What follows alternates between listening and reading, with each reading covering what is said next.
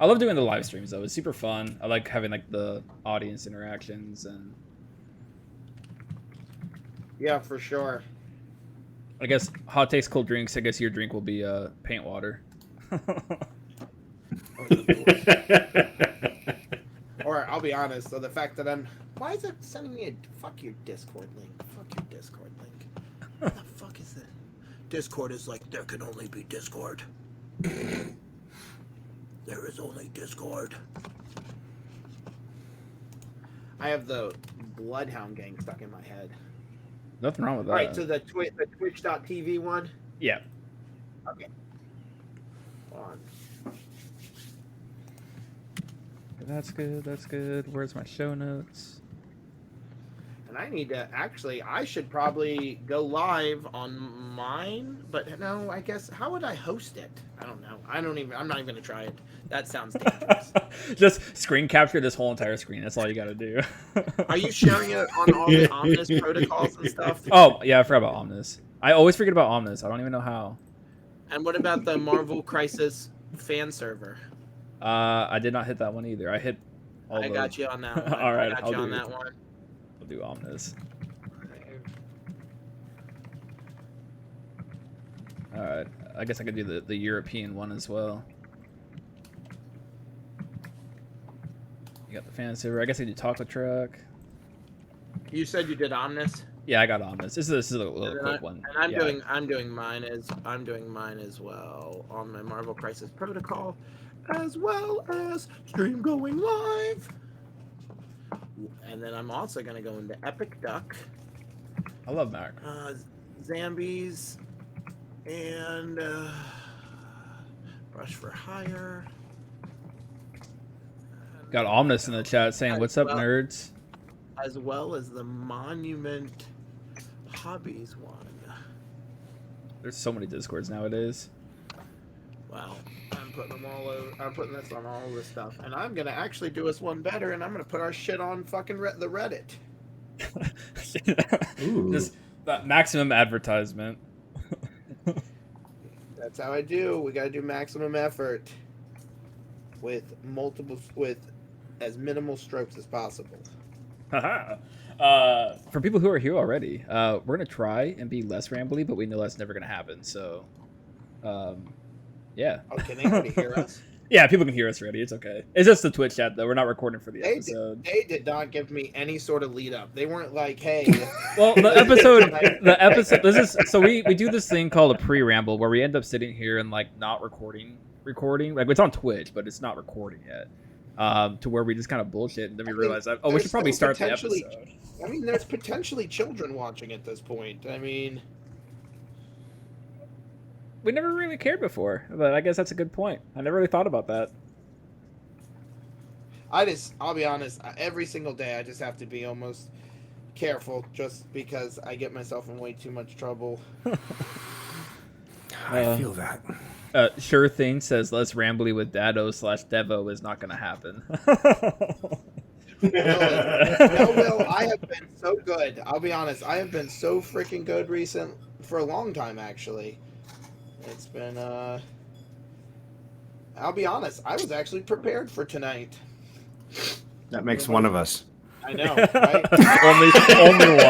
Only one though. I'm gonna say that's definitely not me. Oh, I was saying it is you. Oh. There we go. Okay.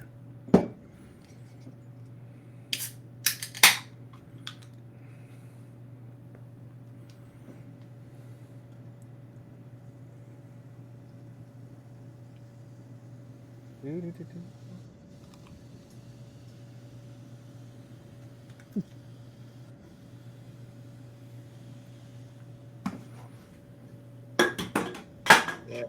Boom. And we're on Reddit. Everywhere. Maximum effort. Reddit's so accessible. Hey Devin, Omnis has a question. Do you know why King Tut was the fastest man alive?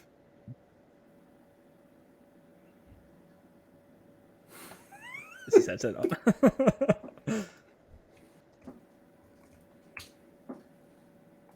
No, I don't. Why?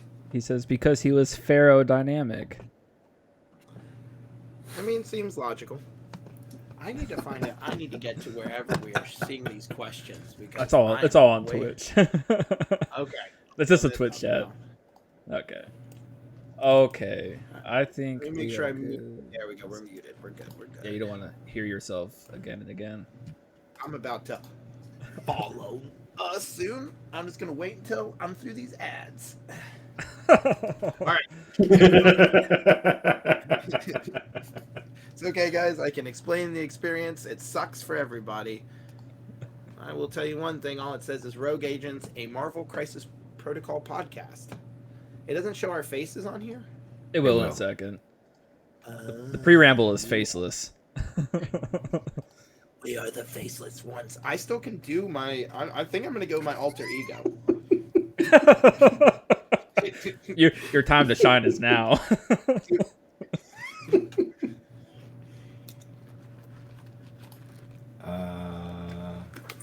All people hear is this noise. Oh, it's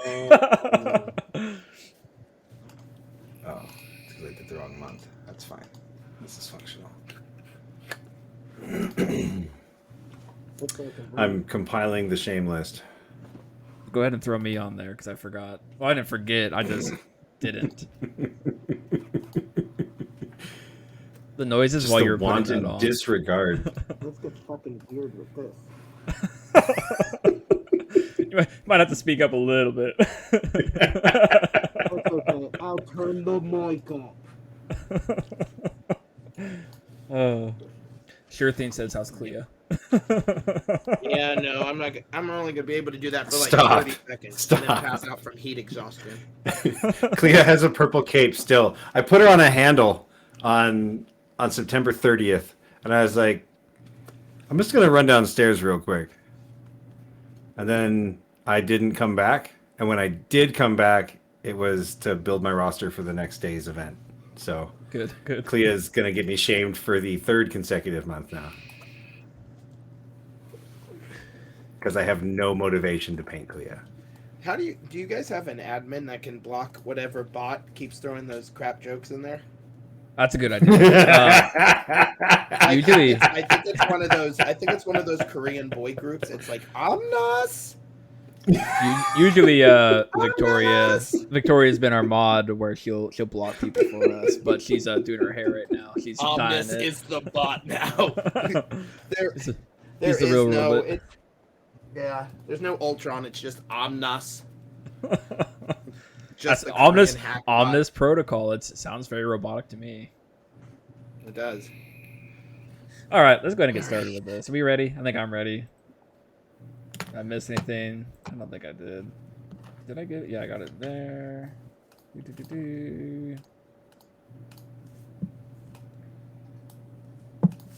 Okay. All right, let's go ahead and get started then. Okay, where's the button? I have that button going. I will tell you. I definitely hope that this is NS17. I mean, I don't know how to do Definitely. that on Twitch. Is there a way to do that?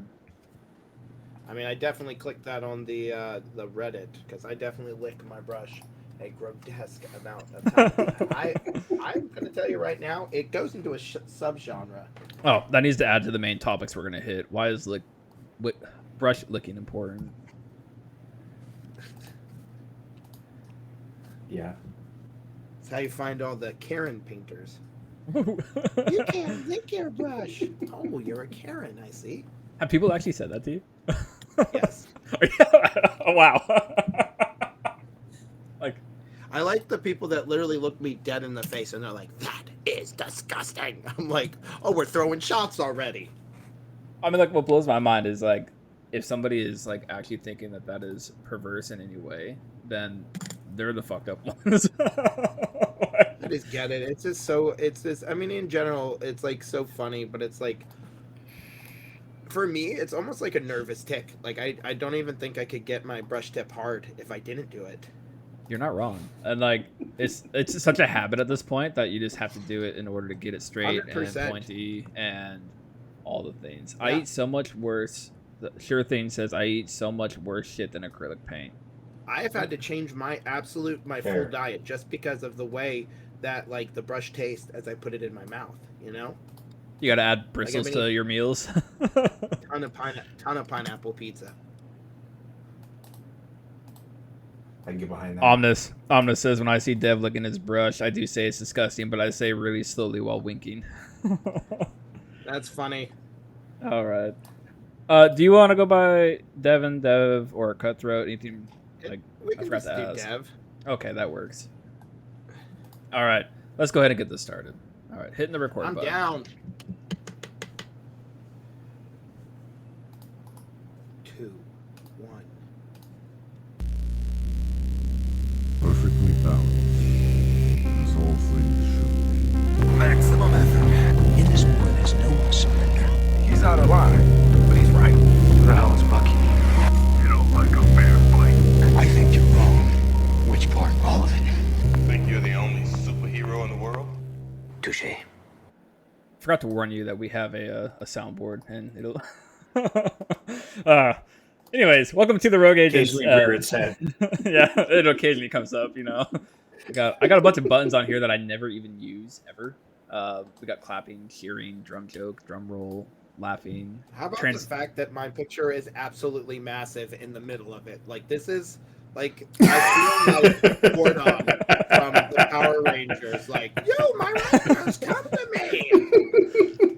You're our only hope.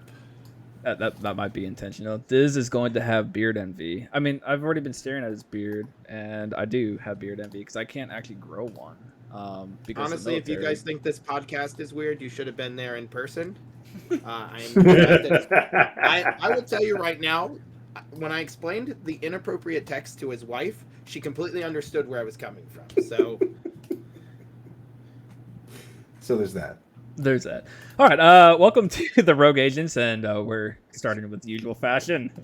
And we have Cutthroatcure, aka Devin, joining us tonight. We're going to be talking about some painting and some hobby stuff. And if you're not here for the live show or watching on YouTube, you're going to miss quite a bit, to be completely honest, because we're going to be showing off some shit and just having a grand old time. We actually have Omnis in the chat for once. He used to be here all the time, and now he's just never here.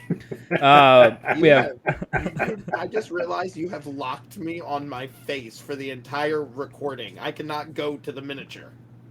You can. Yeah, you it won't transfer after. Oh.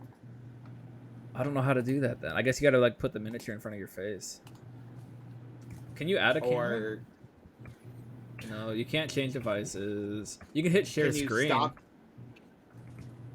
That is going to be horrible.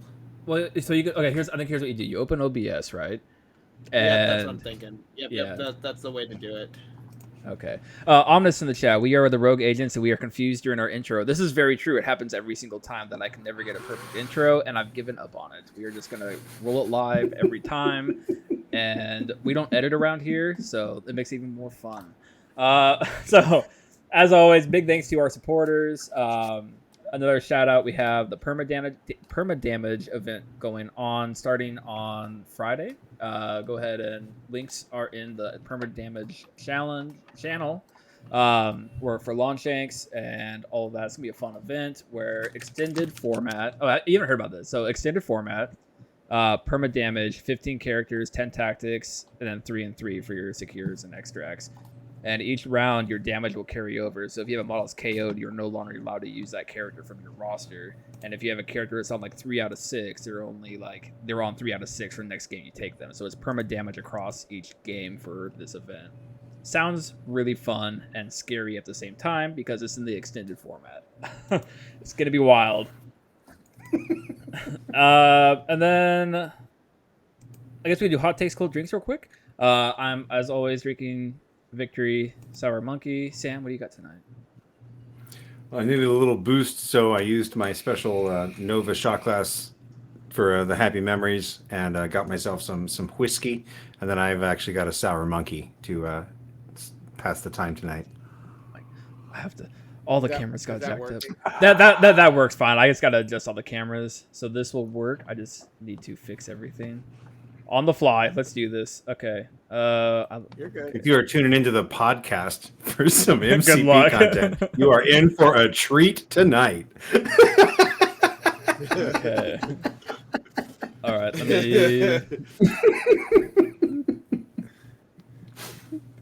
Yeah, there's gonna be a lot of. I'm gonna say it. I want it to be known. I was prepared. All my cameras were ready. I actually took a bath. It was a Impressive. shower. It was good. I was the whole shebang. Was it a bath or a shower? Or was it the shabath? It was a horse bath. Ah, even better. Yeah, I was just. Thanks for sharing yourself with us.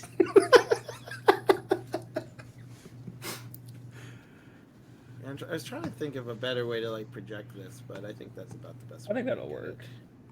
As everybody sits here waiting patiently. What is this? Sam, are you ready for timestamps? You need a little scourge. That is funny that you mentioned that because right here on this, if you don't remember, let me get real close for everyone. Oh, no, right there. I can see it already. Hold on, let me get my finger against it just so y'all can. Right there. Beat the wave with a surge. You like it? That's And look fantastic. who's riding it, fucking Crystal, who looks like Billy Yonder. Like, what are we doing down there? Yeah. You know what else she has? Sunkissed. Look at that little one. A lot of trash in the ocean. You know, I like my women a little on the trashy side. I guess I think this will work. It ain't glorious. Make the model bigger. That's what we all want to see. There you go. So we want I got it as Devin big. and the model to be big. Yeah, you can make me as small as possible. All right. Okay, I think this If will you work. guys got some, if you guys got like an ASMR kink, get your hotel towels ready. What does it sound like when you lick the brush? I'll be honest, you don't want me to get close to this mic with it. It's slow and sensual. It's just very sweet. And, you know, just very touching. It's like Sarah McLachlan's Touched by an Angel, but like with an orphanage. Of beautiful. children who are painting. It's beautiful. All right, let's get started with this. We did hot taste cold drinks. Devin doesn't drink, so he's probably got paint water or water. Something. I drink a lot of actually Barry's tea. That I'll sounds be really honest, good right like now, actually. I probably lost like 30 freaking pounds from switching from coffee to tea. Really? Yeah, because I'll be honest, like I would start pouring like inspirations and like Minute Maid, and I just become like my own backyard barista. And, Do you I just infuse started it with packing berries? I'm telling you, I took the parent lane a little serious, you know? Ain't nothing Thinking wrong about with getting a that. golfing cap. What? They'll say Rad Dad. Exactly. I'm glad we're All all right. on the same page. So let's go ahead and introduce you. We've been in this about 8 minutes already. So we have Devin Cutthroatcure here. Let's go ahead and ask you some questions. What Go got ahead. you into gaming and or painting? What was first, actually, gaming or painting? Actually, so the funny part about it is, it was actually kind of a bit of both. So I was 8, and my sister and I, we went down to a local game store that was in Winchester, Virginia, and some people in there. I was the very talkative one who would ask like 100 questions. Not that that's changed much. So people would throw miniatures at me to shut me up. Just be like, here, go look at this, or like read me fake rules. Like, I'll tell you what, I thought I knew how to play Necromunda for like 20 some years. Come to find out, I was lied to. I knew nothing about that game. And that I was in the game that I loved was not a real game. It's just some figment of imagination. Anyways, but fast forward, I didn't really do a whole lot, and I've always loved art, but I suck at almost every other medium. Can't touch canvas. I mean, honestly, it's like I think I told you, Sam, that if a man ran out with a gun and was like, "Draw a stick figure right now, or your son's gonna get it," I would just start saying goodbye to Asa immediately. Sorry, kid. It's We got over. a 50-50 shot. We got about 50-50. Oh yeah. And so I think I really hit it back in 2009 when I was in college, and I started playing orcs for 40K, and I just really started getting into it a lot more, and that was like I had been playing it for a little bit, but I wasn't painting it, so I really started getting into that, and then it was 2015 when I really started hitting it, taking a lot of classes. As I have said to a lot of people, like Roman Lapat and Rafa Pica, both of them like completely changed the course of my like painting life, and like I mean the course of my life in general, because like now I paint for a living, and do stuff like that. So that's kind of that kind of happened. Awesome. Okay, your next question is, what is your favorite MCP sculpt?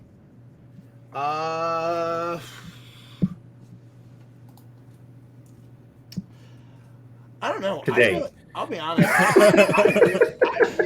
I really like. I mean, I'm gonna have to say the Mr. Sinister was a really cool sculpt. Like, Can agree. I didn't really like how his foot was in there, but I really thought like they put a lot of character into it.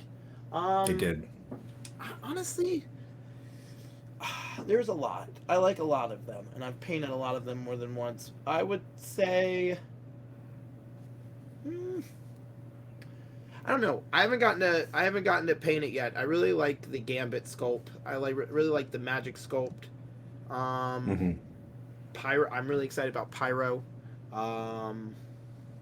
He looks conniving. Like he looks excited to burn something. I've painted a lot of Magnetos, so I really enjoyed Magneto. I really enjoyed like as soon as I got She-Hulk, I thought it was cool that they gave us that little bit of character on her, just to like that she was throwing something, but then the community, like as I said, I was just playing around on stream, and then the community took it and ran, and then seeing TARDISes and buses and cop cars, it's just that was a really fun adventure. So I don't know. There's a lot of them that I really enjoy, and it's like I really enjoyed Kingpin. Kingpin was a lot of fun. I really enjoyed painting Sin. Sin was super fun. Yeah, Sin was probably one of the ones that I enjoyed painting the most. Like I really challenged myself a lot with her, and while her sculpt was very simple, like it had a lot of volume to it, and it left a lot of room where people could enjoy painting it. Nice. I actually don't have Sin. That's one of the ones the very few ones that I don't have. Sinister by far is probably like I would say Sinister has been like my most fun to paint until we talked about painting, and then I felt super bad about my paint job on him. Really, Brackus? I'd love to see it if you can. If you guys want to share, or can tell me which part of the Discord people share stuff to. Oh, I don't care anywhere. We're a no rules place, It's wild. We have like 45 channels in the Discord that probably needs 6. Yeah. And we just put like everything everywhere. Go for the one that starts or ends with the word Bukkake. Okay, I think that's the chat that you want to drop all your pictures on. I think there's one called Hobby Chat or something like that. God, I hope so, because I may have directed a lot of people into the wrong Discord. That's the Omnis's Discord that you're talking about. Oh, for sure. With Sin, I would say I don't think I've seen like an alt paint job on Sin, but everyone's Sin looks a little bit different, and somehow this I don't know, somewhat basic model has a lot of like different approaches to it. Like you've got people that have gone like way into the highlighting, and like she's got all those little skulls and stuff on her. Like I can see how that would be your favorite. Like that, like. It was honestly, I'm actually going to go get her out of the case. I knew we were talking about. I prepared for this. Tell him I did. This is probably He going to grabbed be like like 10 models out of the case before we started. So this is probably going to be like one of like the worst podcast listens ever because everything's like, oh, it's so important just to see Nope. everything. You say worst, I say one of the best ever. I mean, it might of be any like, it'll be podcast. fun to listen to, but there's going to be a lot of like, man, I wish I could see that. Like, what are they talking about? Like, I want to see what they're talking about. Come join the Twitch chat. You know, we're every week. This advertise, right? I am. Woo. Yeah, I kind of like him talking about it makes me want to get in. He's very motivational for me to paint. I don't know what it is. Whenever I hear Devin talk about painting, I'm always just like, man, I want to paint now. And I've been like in a real like slump when it comes to painting for like the last like month. Well, he goes back with 5 different models. Rogue brush lickers. I got a whole bunch. Oh, ominous! This episode should be called the Rogue Brush Lickers. We're going All right, rogue. here we go. Sorry. All right, here we go. Look at that value. That is actually really dope. Like, Very nice. yeah, like the highlights are immaculate.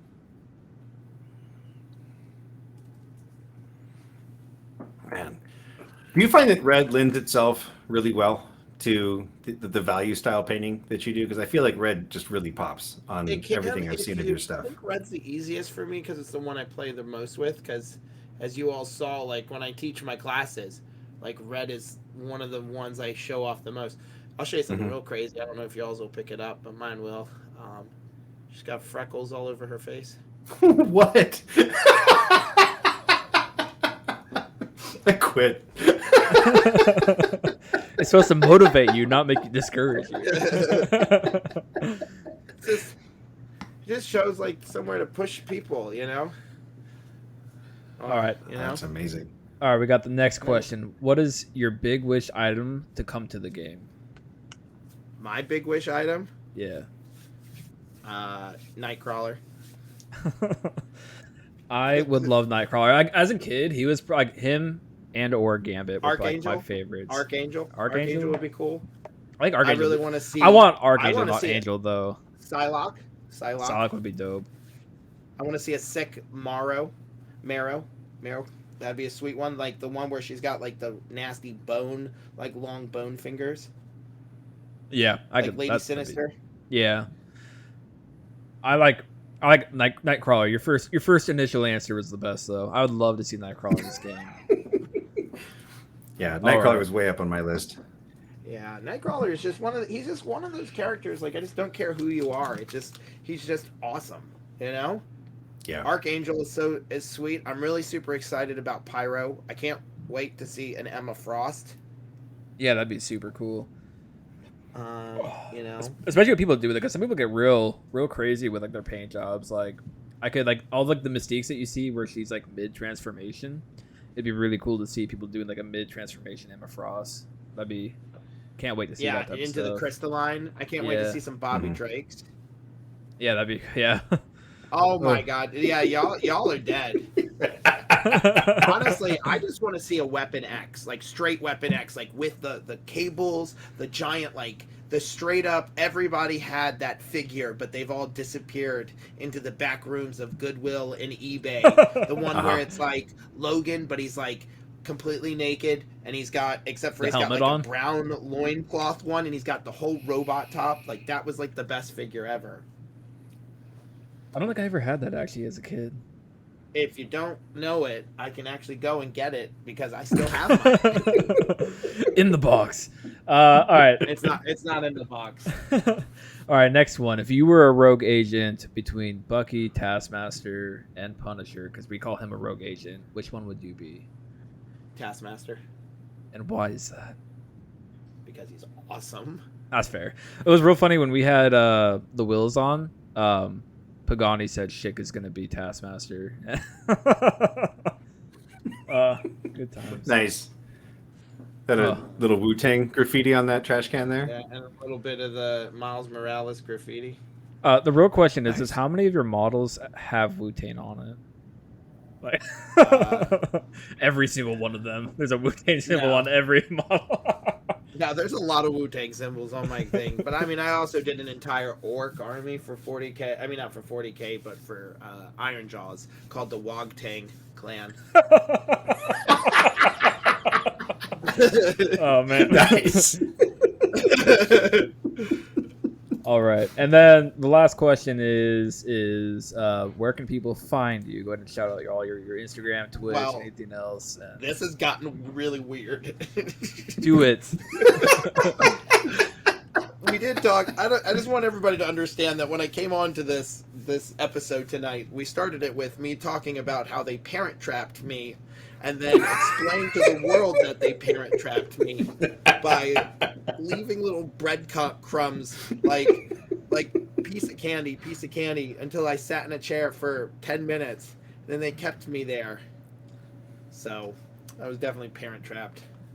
Yep. Is that- Then we followed him around until like 4 o'clock in the morning. We did. Yeah, But it was there you guys fun. go. This was a fun one.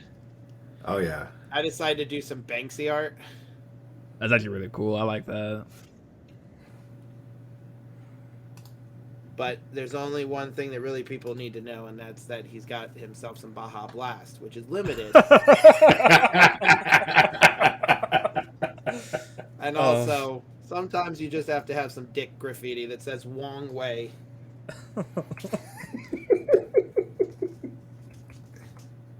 Like it? Because That's you good, can see that's that in good. New York. You probably, yeah, you would absolutely. The New York fears. I don't think I put anything on the back.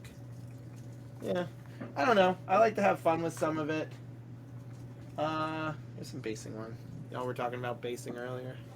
we'll get the question going for base. That, There you that, go. that shine Yeah, on the that's garbage glorious. can though. What? People need to just come watch like the VOD and the YouTube just to see these. Oh man. Omnis says that we can find you chained up in his basement doing brush lick and webcam shows. So apparently, It's actually hashtag OnlyFans Cutthroatcure. You can also find it under both brush licking and oral fetish and bondage. It's a very strange connection. Weirdly, All right. only two away from Kevin Bacon. Got all right. there So quick. if people want to find Devin, he's Cutthroatcure. The name is in the title of the episode. You can find him on Instagram, Twitch, and you do offer classes, and you do classes at a lot of conventions. I do, and I've been kidding around. It's just been nice to be talking to people that are outside of the bus lane.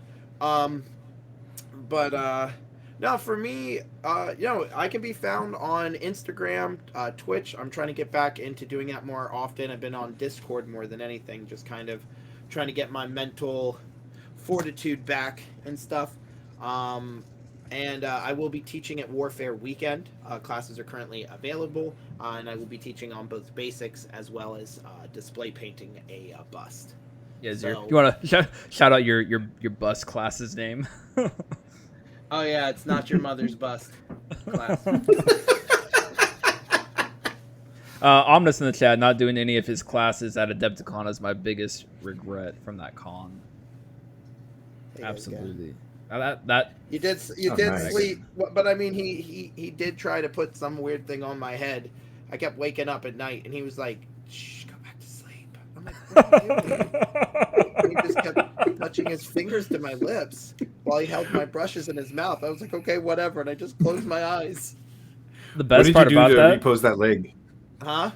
What did you do to repose that leg? I just cut it off right here at this like seam, like basically Okay. where he curved in. I just Yeah. chopped it and then basically popped a pin, and then basically just molded it into that part, and then ran a pin through Nice. the wall. Ran it through the wall up through his leg. So That's awesome. What do you look at for pinning? Do you have a what kind of I a rig? I like brass rod, honestly, and honestly the best and Omnis is gonna say it right here with me. The P3 pins are the best pins that ever existed in the world, and I was lucky enough that a good friend of mine found an entire bag of them. Like, and I don't mean like one of the little packages. I mean like he just kept buying packages and putting the pins in the bag. And then he said, "Here you go." And I was like, "Do you know what this is? Like, do you understand what you've just given me?" And if you don't, I'm not going to mention it because you would definitely take this back right now. Oh, here you go. Here's a fun base. Yeah, it's not just upside down beast. You added another part to the pillar. Yeah, solid. I remember seeing that when it came out. And then I wrote in his book. So when you do small writing and stuff like that, do you like just do scribbles or do you actually try to like make words?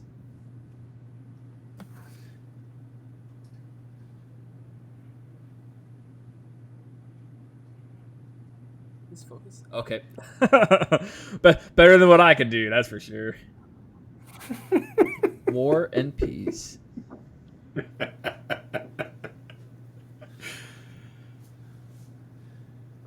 It was a yes or no question, but no, you had to show off like that. Oh my gosh. And on the cup. Hank, and on the cup. There's more writing on the cup. Oh, look For at those that of you mold listening. line. Look at that. I'm an animal. Oh yeah, to get the full experience of this episode, you probably should just come watch the YouTube video. Yeah. I don't remember what that's that grape one. That's like sun-kissed grape. Hank seen I needed a color to contrast with him, so he got grape drink. That's fair. All right, so let's go ahead and jump into our I guess challenge of the week from last week. I gotta hit that real quick before we forget again, because last week we forgot to talk about Punisher. Sam said Punisher list was Barn Cat. Yeah, the Dormammu Punisher.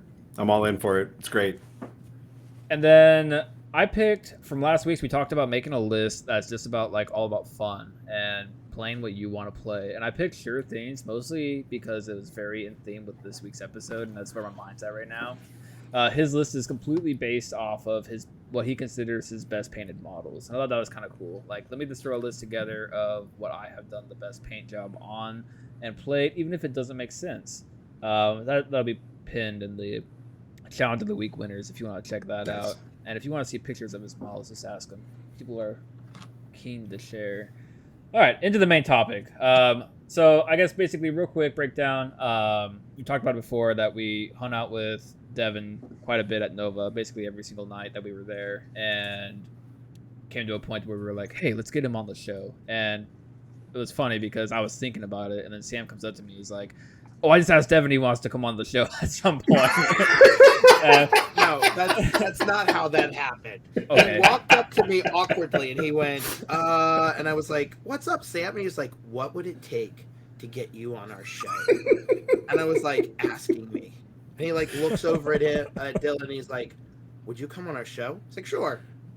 He was like, All really? right. And I was like, yeah. Like I was gonna be like, well, there's a quest for you to join. You should have totally done that and been like, you must paint 30 miniatures. all with value painting. I've got a reputation. I can't be the guy that just walks around talking like a goblin all the time. Okay? You can though. It seems like I don't want to typecast myself. I don't want to be the guy that's only the goblin. Right, you want to be the guy who's also the goblin. Yeah. Yeah. Also. I like a hyphen goblin.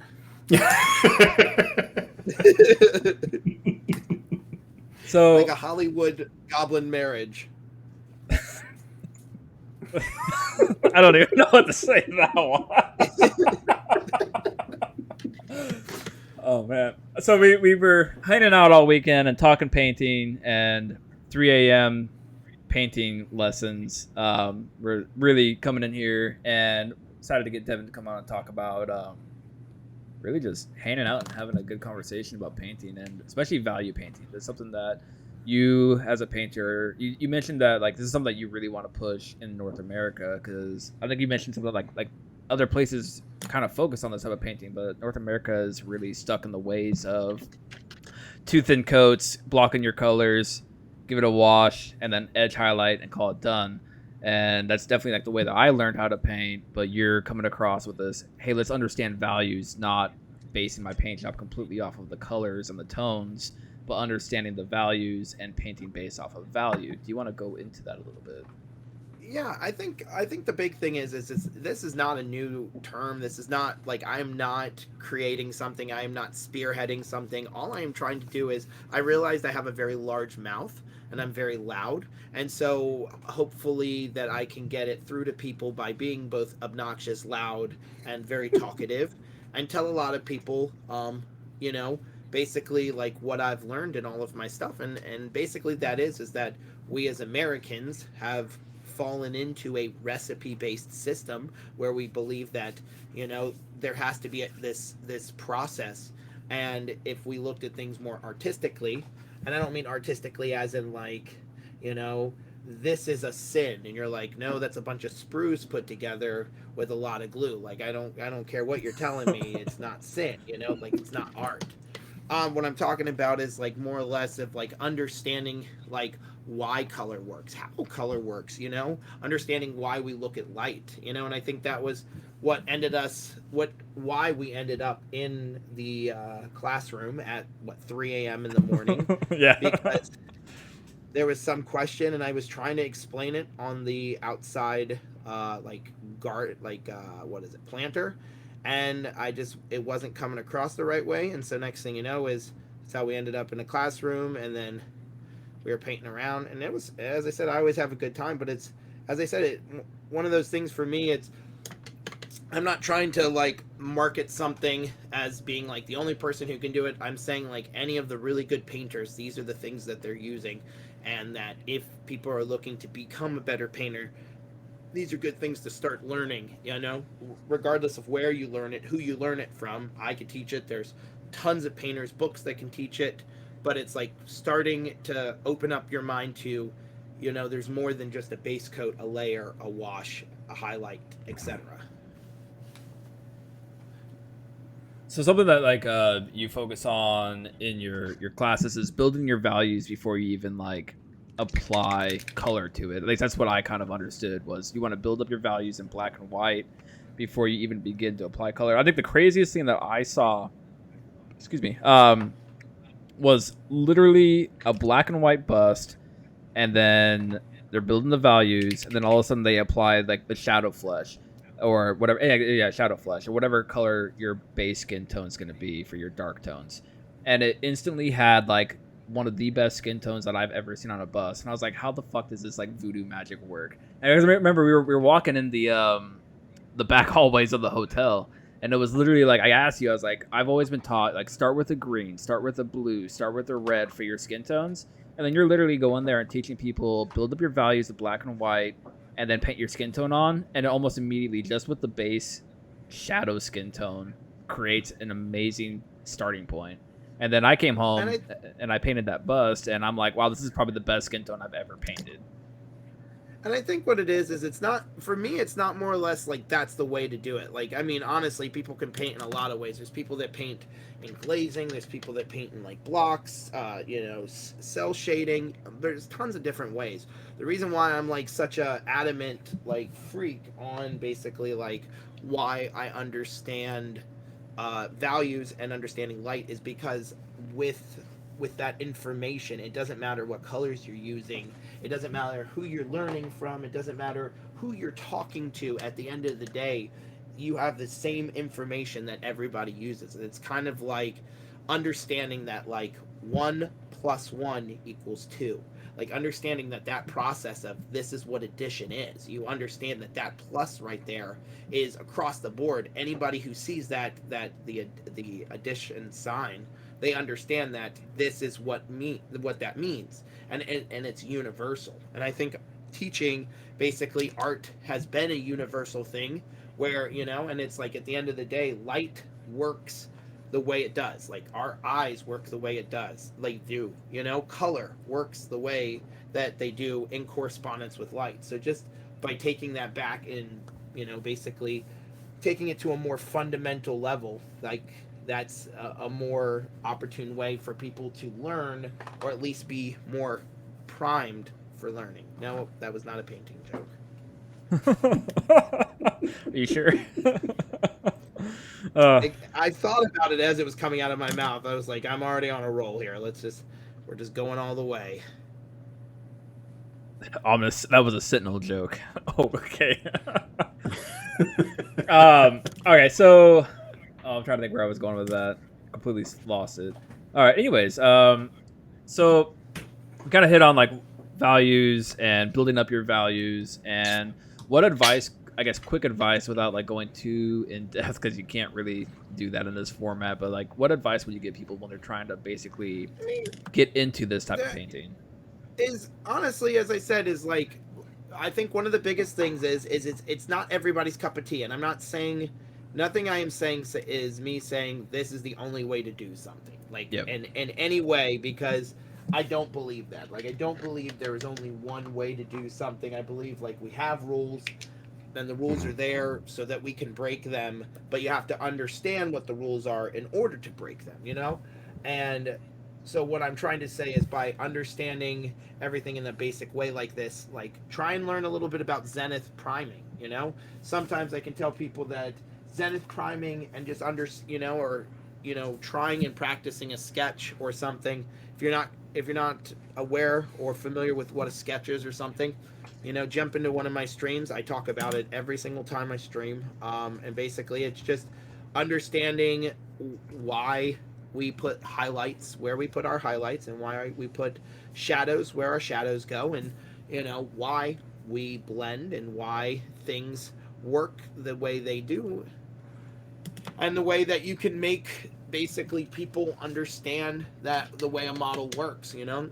And a prime example is, like, if I was to take this as a figure I'm working on currently, but I think it's a good example of what I'm talking about, in the fact of, like, this is not fantastic, great, you know, non-metallic gold, but it's pretty believable, especially for the tabletop. I mean, you could have fooled me. I thought it was. I didn't even realize it was non-metallic at first. Yeah, no, that's non-metallic. And silver. The silver is non-metallic too. That one. But what I'm saying is, like, I lost my train of thought for a second. Oh, is understanding in the fact of, there's a reason why we put colors where we put them. There's a reason why this area right here has this little speck of the lighter colors right here. There's reasons why, you know, she's shaped like this. There's reasons why when people will put terrain or basing materials in certain ways, like the way that they're shaped or the way that they're designed, like, companies put a lot more thought into it than just, here's a tactical rock, move along. Yeah. You know, like, there's a lot of that understanding, and here's the thing is people complain about what the figures are when they're coming out, but every one of these figures is exactly the same figure that every other person gets. And I can tell you that when people walk by my tables or anything that I'm working on, they're usually, you know, very aware. And it's like, honestly, like, this is the piece that comes with Luke Cage, but all I did was take other pieces from, like, another company and just cut it down, and using, like, their basing, you can do a lot more with it without, like, going absolutely extreme, you know? Yeah, like, it's not taken away from the model, it's adding to it, it's just supplementing.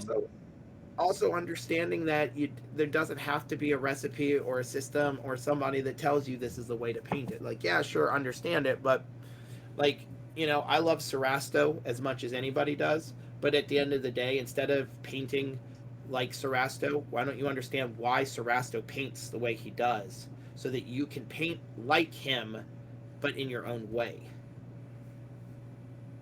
Would you call I mean, that's like, go ahead. When all you have is a hammer, everything's a nail, right? Like that. Like, so if everything we've got is like literally like 2 thin coats, throw a wash on it, put some highlights on, right? Like that's like the hammer of miniature painting, in my opinion. And then, like, maybe you step that up to the next level, and, you know, you're watching some videos, and then you're trying to basically just replicate what someone else is doing. That's still not the same thing. But, like, if you get a specialized skill, or you get, a specialty, then you can start doing things that, other people aren't doing or aren't doing to the same level that you are. Well, I think it's actually different than that. I think what people need to understand is like there's nothing that really separates myself and what other people can do other than time and effort and motivation. To be honest, like there's nothing that really separates me. To be honest, I told you earlier, I can't draw a stick figure. My child's life is in danger, okay? Like like what I'm saying is there's nothing special about me other than the fact of like I really enjoy it and I keep pushing myself. And the fact is you're going to get out of it whatever you put into it. And so there are going to be people who are just naturally better at this. Like I will like to put out a huge shout out to one of my very near and dear friends, Eric Swinson. He has pushed and pushed and pushed himself, and I showed you guys some of his work, or it's just like, or I just have so many really good friends who they just push themselves, and at the end of the day, like the work that they have achieved is just because that they're understanding. And I think as I showed you guys, is the process of understanding value. People think that it's this huge, oh my god, foreign, like that seems like a lot, but it's not. And at the end of the day, I mean, correct me if I'm wrong, did it or did it not help you guys understand like painting and produce better results? I mean, absolutely. Like I said, like the bus that I painted when I got back from Nova, like 100%, I feel like it was like my best skin tone I've ever produced. And I even sent it to my dad. He was like, wow, that's like amazing skin. And I'm like, all it was black and white value producing before I laid the base skin tones on, and then kept in mind where my values were, and then kept building it up from there. And I like we talked about like offline, like you and me, of like I still need to build it up a little bit more, do a little more few things onto it. Haven't touched it since, but that's how I feel about my Crimson Dynamos the same way. Like I got it to a point where I was like willing to show my wife, who's basically my harshest regular critic, where I'm like, hey, look what I spent time on that wasn't spending time with you or the family, and she's like, oh, that looks terrible. And the Crimson Dynamo, she was like, oh, this looks all right. I was like, can you see what I did with the lights? And she was looking at it under a light, and she turned it, and she was like, oh my god, I can see, because I have the light here, and it looks like the light's coming from over here. And I was like, yes, I did the thing. I succeeded at this. I have to say, I actually read, and I will get Ashley on here right now, my partner. I actually read your definition of value that you put on to the Discord to her because I was so fucking proud of you. You only thought I was falling asleep in class. I just thought you were drunk and asleep back there. But when you did that, I'd be honest, I wanted to print that motherfucker out, and if you see it in my studio with a gold star, you'll understand. Yes. Okay, here it is. I gotta read it now. Okay. It was really good. I was really proud of him. Sam quote unquote. So basically, values are the lightness or darkness of a given hue. Painting with values is considered light and light sources, and the subsequent shadows, not just the hues.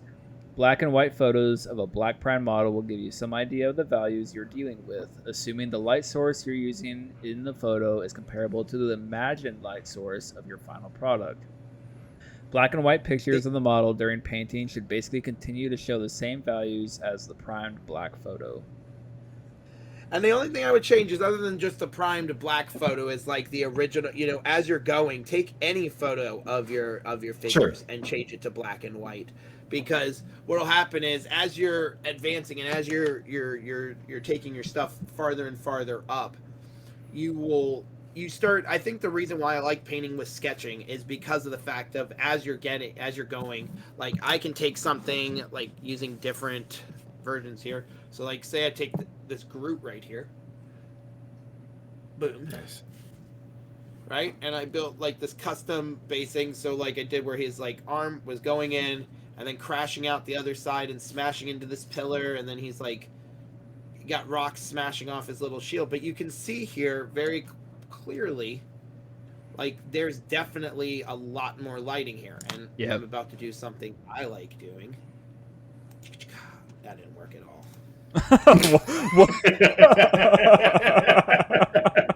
Oh no. This is all not working.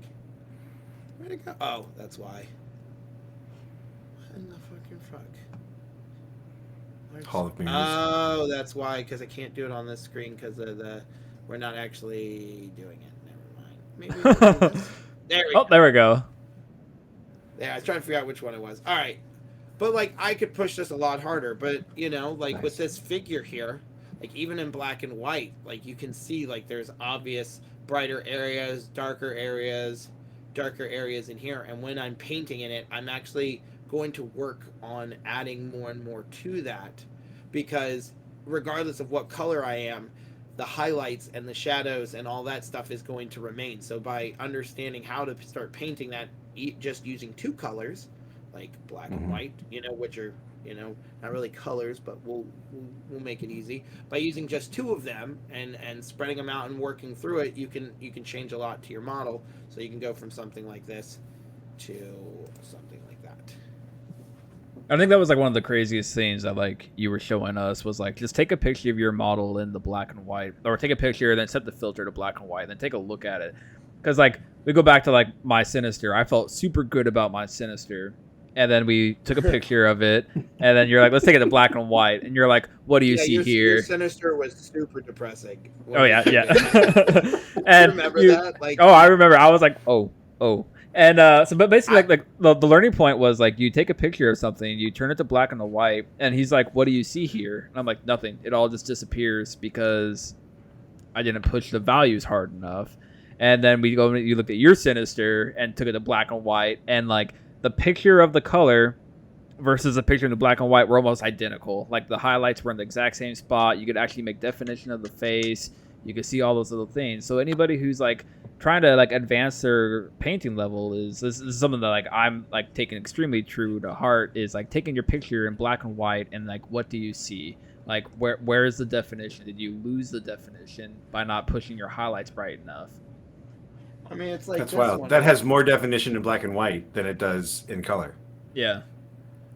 And see, like I could have, but look at like Wong here. See how clear the definition is on him in general. Yeah. I remember like when we look back at like my Sinister, it was like completely just dark. Like everything just got blended into each other. You couldn't make out definition.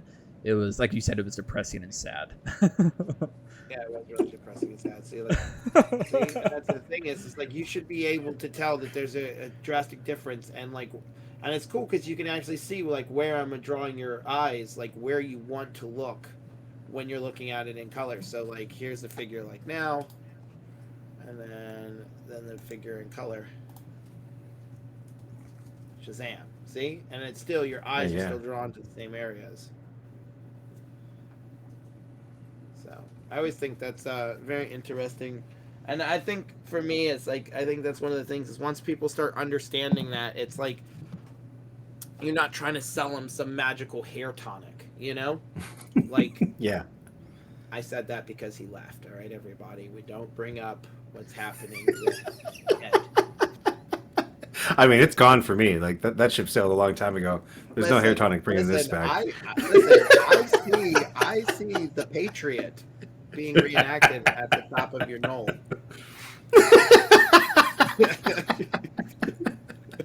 I feel like I missed something. No, it's nope, okay. Nothing at all. Okay, I'm gonna have to go back and listen to this now. It does not get edited. I had to. No, nothing gets edited. But I don't edit anything other than like making sure all the volumes are like actually level, and it's not like Sam's like laugh is like super loud. I don't want that to happen. It's got to be level. I'll be honest, Sam. When I listened to that podcast and your laugh the whole time, I was dying. I could not keep it together. I was just like, I don't understand why this is so funny, but I am absolutely dying. Yeah, well, I live there for what it's worth. Like, I just can't stop myself most of the time. I find a lot more things funny. At a fairly young age, I realized that life was hard, and maybe if I could just keep a good sense of humor about things, I might have a better time with it. And that transitioned into me kind of just laughing through life at this point. Oh yeah, no, trust me. I was born with both my legs wrapped around my neck like a pretzel. Like I was a bad joke from the fucking day one. I'm glad that got unwound. I mean, could you imagine painting like that? I'll be honest, sitting can be fun too. All right. The other thing that what are your other? Hit me with some other questions. I know there was a bunch you wanted to ask. Oh, there's a whole bunch of stuff. I would not derail this. I'm gonna go off. I will. I'll go off script. Watching you create the gradient in that class, the little pseudo class was huge for me because that's something that I've struggled with, and just my own painting is trying to just create a gradient that I can work with. And so when I got back and I started painting up on my original Human Torch, like the gradient was one of the first things that I kind of just created on the wet palette to just get the full spectrum of what I wanted to use on that model. Now he turned out looking like a Cheeto, which wasn't exactly what I was going for, but I really nailed Cheeto orange to Cheeto yellow for did this. He look like Chester? No, he didn't look like Chester. Well, then you did great because you already painted your Malekith, so. So I got Devin. Do you have a palette cam that you could like zoom in on real quick, just like show what you got for your spectrums? Oh yeah. Hold on. Spectrum is something that I wanted to hit on. So Sam, you're not off topic. Hold on. Here we go. Dang it. Here we go. tried. Ready? All right. So people who we gotta unlock the camera. Hold on. Here we go. The camera. All right. So those of you who can see the video and the Twitch chat or whatever you are, you can see how he's got like these different, basically a whole spectrum that he gets going. Like you start with the color, and you start building it up and go through your different values. God, what do you say? God, I'm forgetting like the saying that you have for this whole entire thing. Oh, what, the light side and the dark side? Yeah. You want to break that So down for everybody? What I like to do, guys, is looking at. I'm trying to remember. Oh yeah, let's look at this. This is the best way to do it.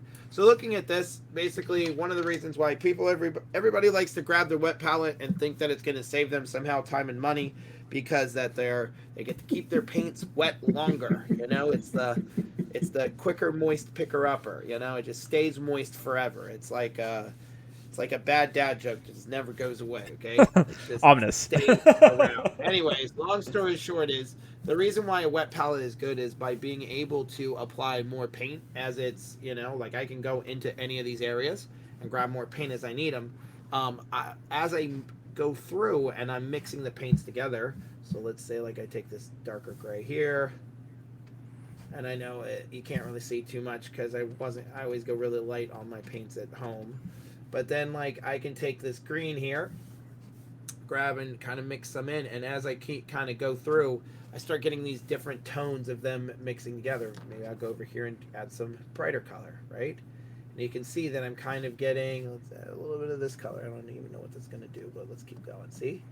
And as I keep going and getting more. See if I can tilt this for y'all to help y'all understand a little bit more. Up. Wrong way. That way. No, there you go. Yeah, right there. And so basically what it does is I know at any point when I'm painting that if I am working somewhere brighter, if say I'm grabbing paint out of this area and I need to go brighter because I'm doing a highlight, then I know I just move up. And then if I go too bright and I go, oh shit, it's too fucking bright, then I just go back down.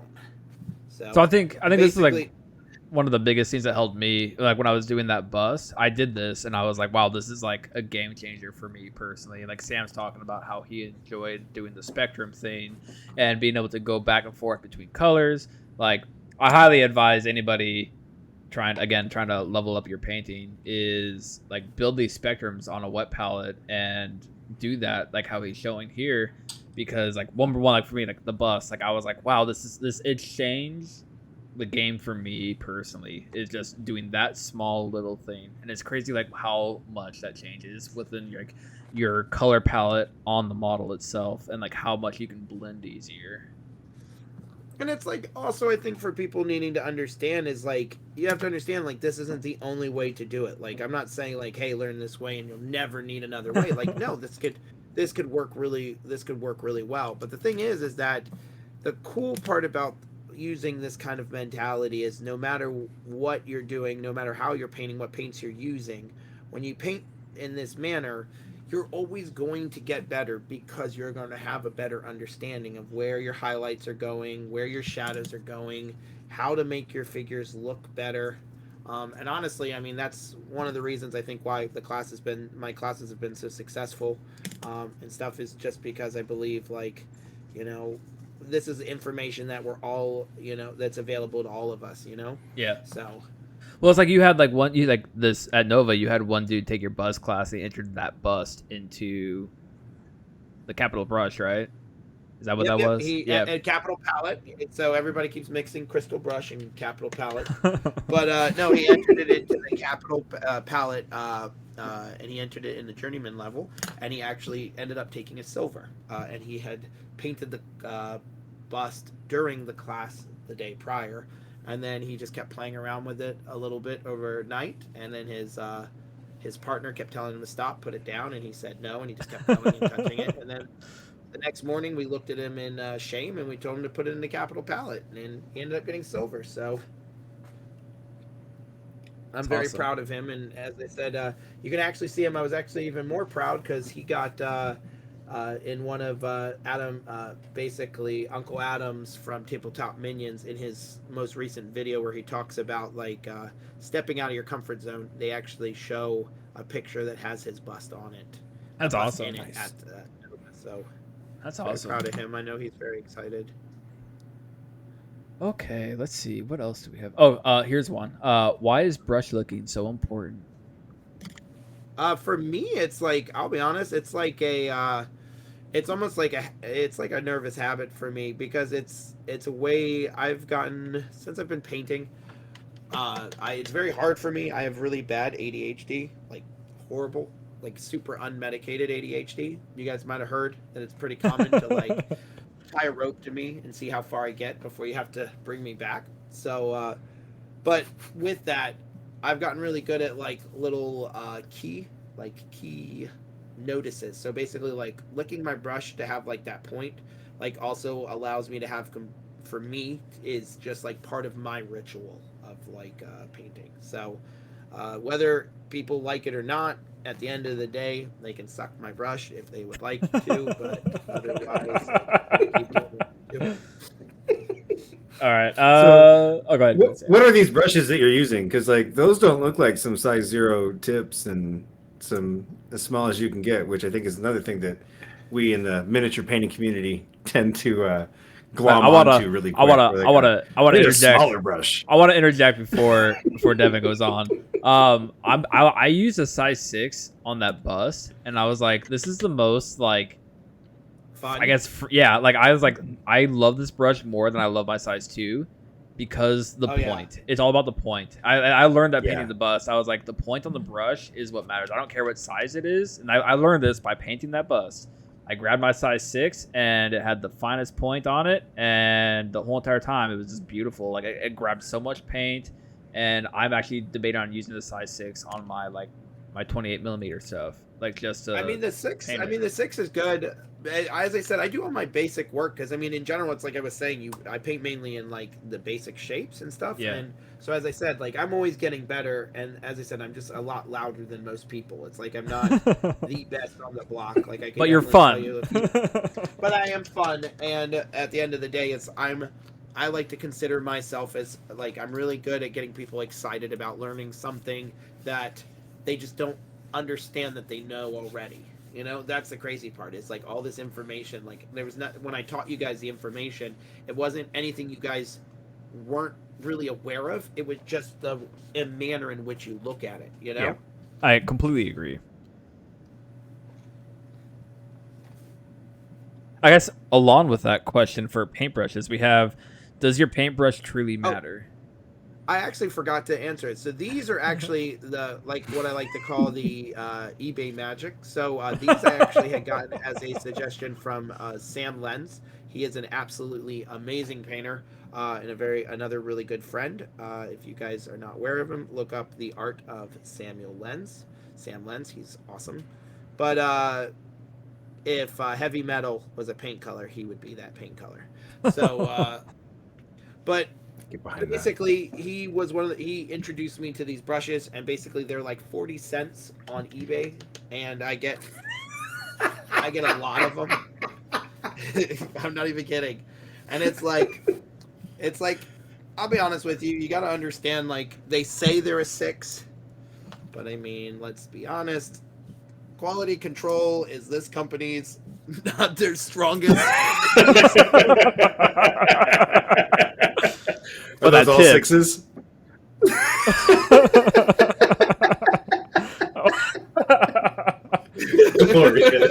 Glorious.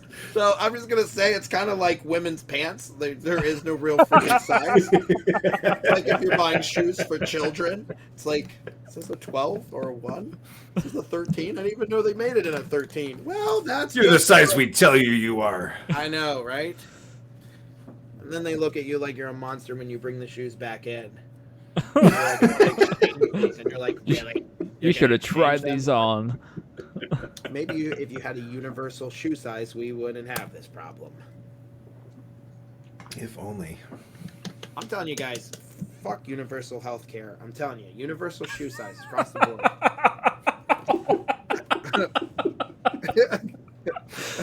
Okay. People would be a lot happier if they were just, you know? I was not expecting that at all. Like, Bring it in hot. bring it in hot. Okay. I guess so. Let's go ahead and talk about like paintbrushes and like, do I need to buy Raphael or Monuments brushes or Army painters or anything like that? Like you're using, you said eBay special, like just brushes. Like what actually matters when you're looking at brushes? I mean, for me, these are. I mean, I do use the expensive brushes. Okay, guys, I'm not like I do know a painter. I do know a few painters who I've seen them finger paint like busts and stuff like that, and they've just come out awesome because of their understanding. But like, yeah, I can show you guys some sick stuff. Anyways, but at the end of the day, it's like whatever works. But for me, being a small business owner and a father and stuff like that, like money is definitely like it's important to me, especially like using it. So like a lot of I really have become I love the Broken Toads, like series 3 MK3s, and then like I like the Rosemary and Companies, and I like the Winsor Newton series 7. Like I like a lot of different brushes, the Monumental, like igniters. But what I really learned is like getting to use a brush like these. I use these for about 80% of the models. And the cool part about it is if something happens to them or paint dries in it, or I really start smashing paint into a figure, at the end of the day, I could care less because it's a 40-cent brush. Yeah. You know? Like it's just the chafe that I'm throwing away. For the real generals and heroes, like this is Final Fantasy Tactics, and this is Cloud, and this is Archer number 4. Okay, Archer number 4. Good. All right. How about this one? Do paint? Oh, go ahead, Sam. Go ahead.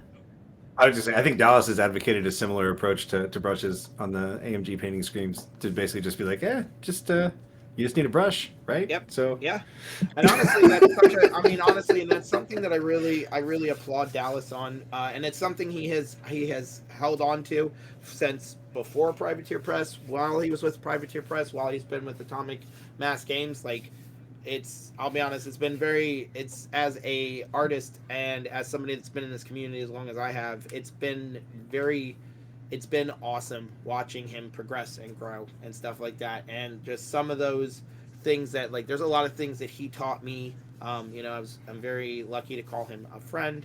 And like some of my best pieces, including the piece that ended up winning my first gold, which was a Borka, he actually helped, talk me through and, was very helpful. So I can definitely say that, like, these things, all the things I teach in my classes are things that I have learned from other people, like everything we're learning has already been done before, like the Renaissance painters. You look at the non-metallic gold they're doing, you look at these huge paintings, and these people, like, they didn't have vortex mixers, right? They had some like leper run around screaming, chasing children. Just shaking. Jesus. and yellow that made him go insane. Yeah, for sure. It was easy peasy back Easy then. peasy. But yeah, but that's what I'm saying, you know? All right, here- Is the street light that hangs out over Scourge, is that part of the handle, or is that part Oh of yeah, the, no, the that base? is, that's part of the handle. All right, okay. I thought he had to come home when the streetlights went on or something. Like that was No, the end no, of Scourge's day. He's here for murder. Just straight murder. Yeah, you guys, speaking of murder. If anybody has not seen this, Mr. Sinister, it's straight up. Yeah, see, like there's the black and white. Like this compared to mine. Like when we looked at mine, like this, like I showed, like, we took a picture of mine. We looked at it in black and white, completely lost everything, and then you're like, this is what you want to shoot for, and I was like, that makes a lot more sense. I can see everything. Like, There you go. And his face is really like blasted out because like the lights are like right here, but Yeah. you get the point. but it's like But taking you can pictures look What's in in his black and hand? white. It's it's Cyclops' head. It's not Cyclops' head. It's a clone of Cyclops' head. No, But that's Cyclops' fine. head. Oh, great. Even And his better. spinal cord, you like it? It looks like a beef rib stew. It looks like the McRib. It's- McRib is back. Is it I though? brought you into this world. I could take you out of it. I just like to think he shook it like a predator. He shook it off. Because he's doing stem cell research.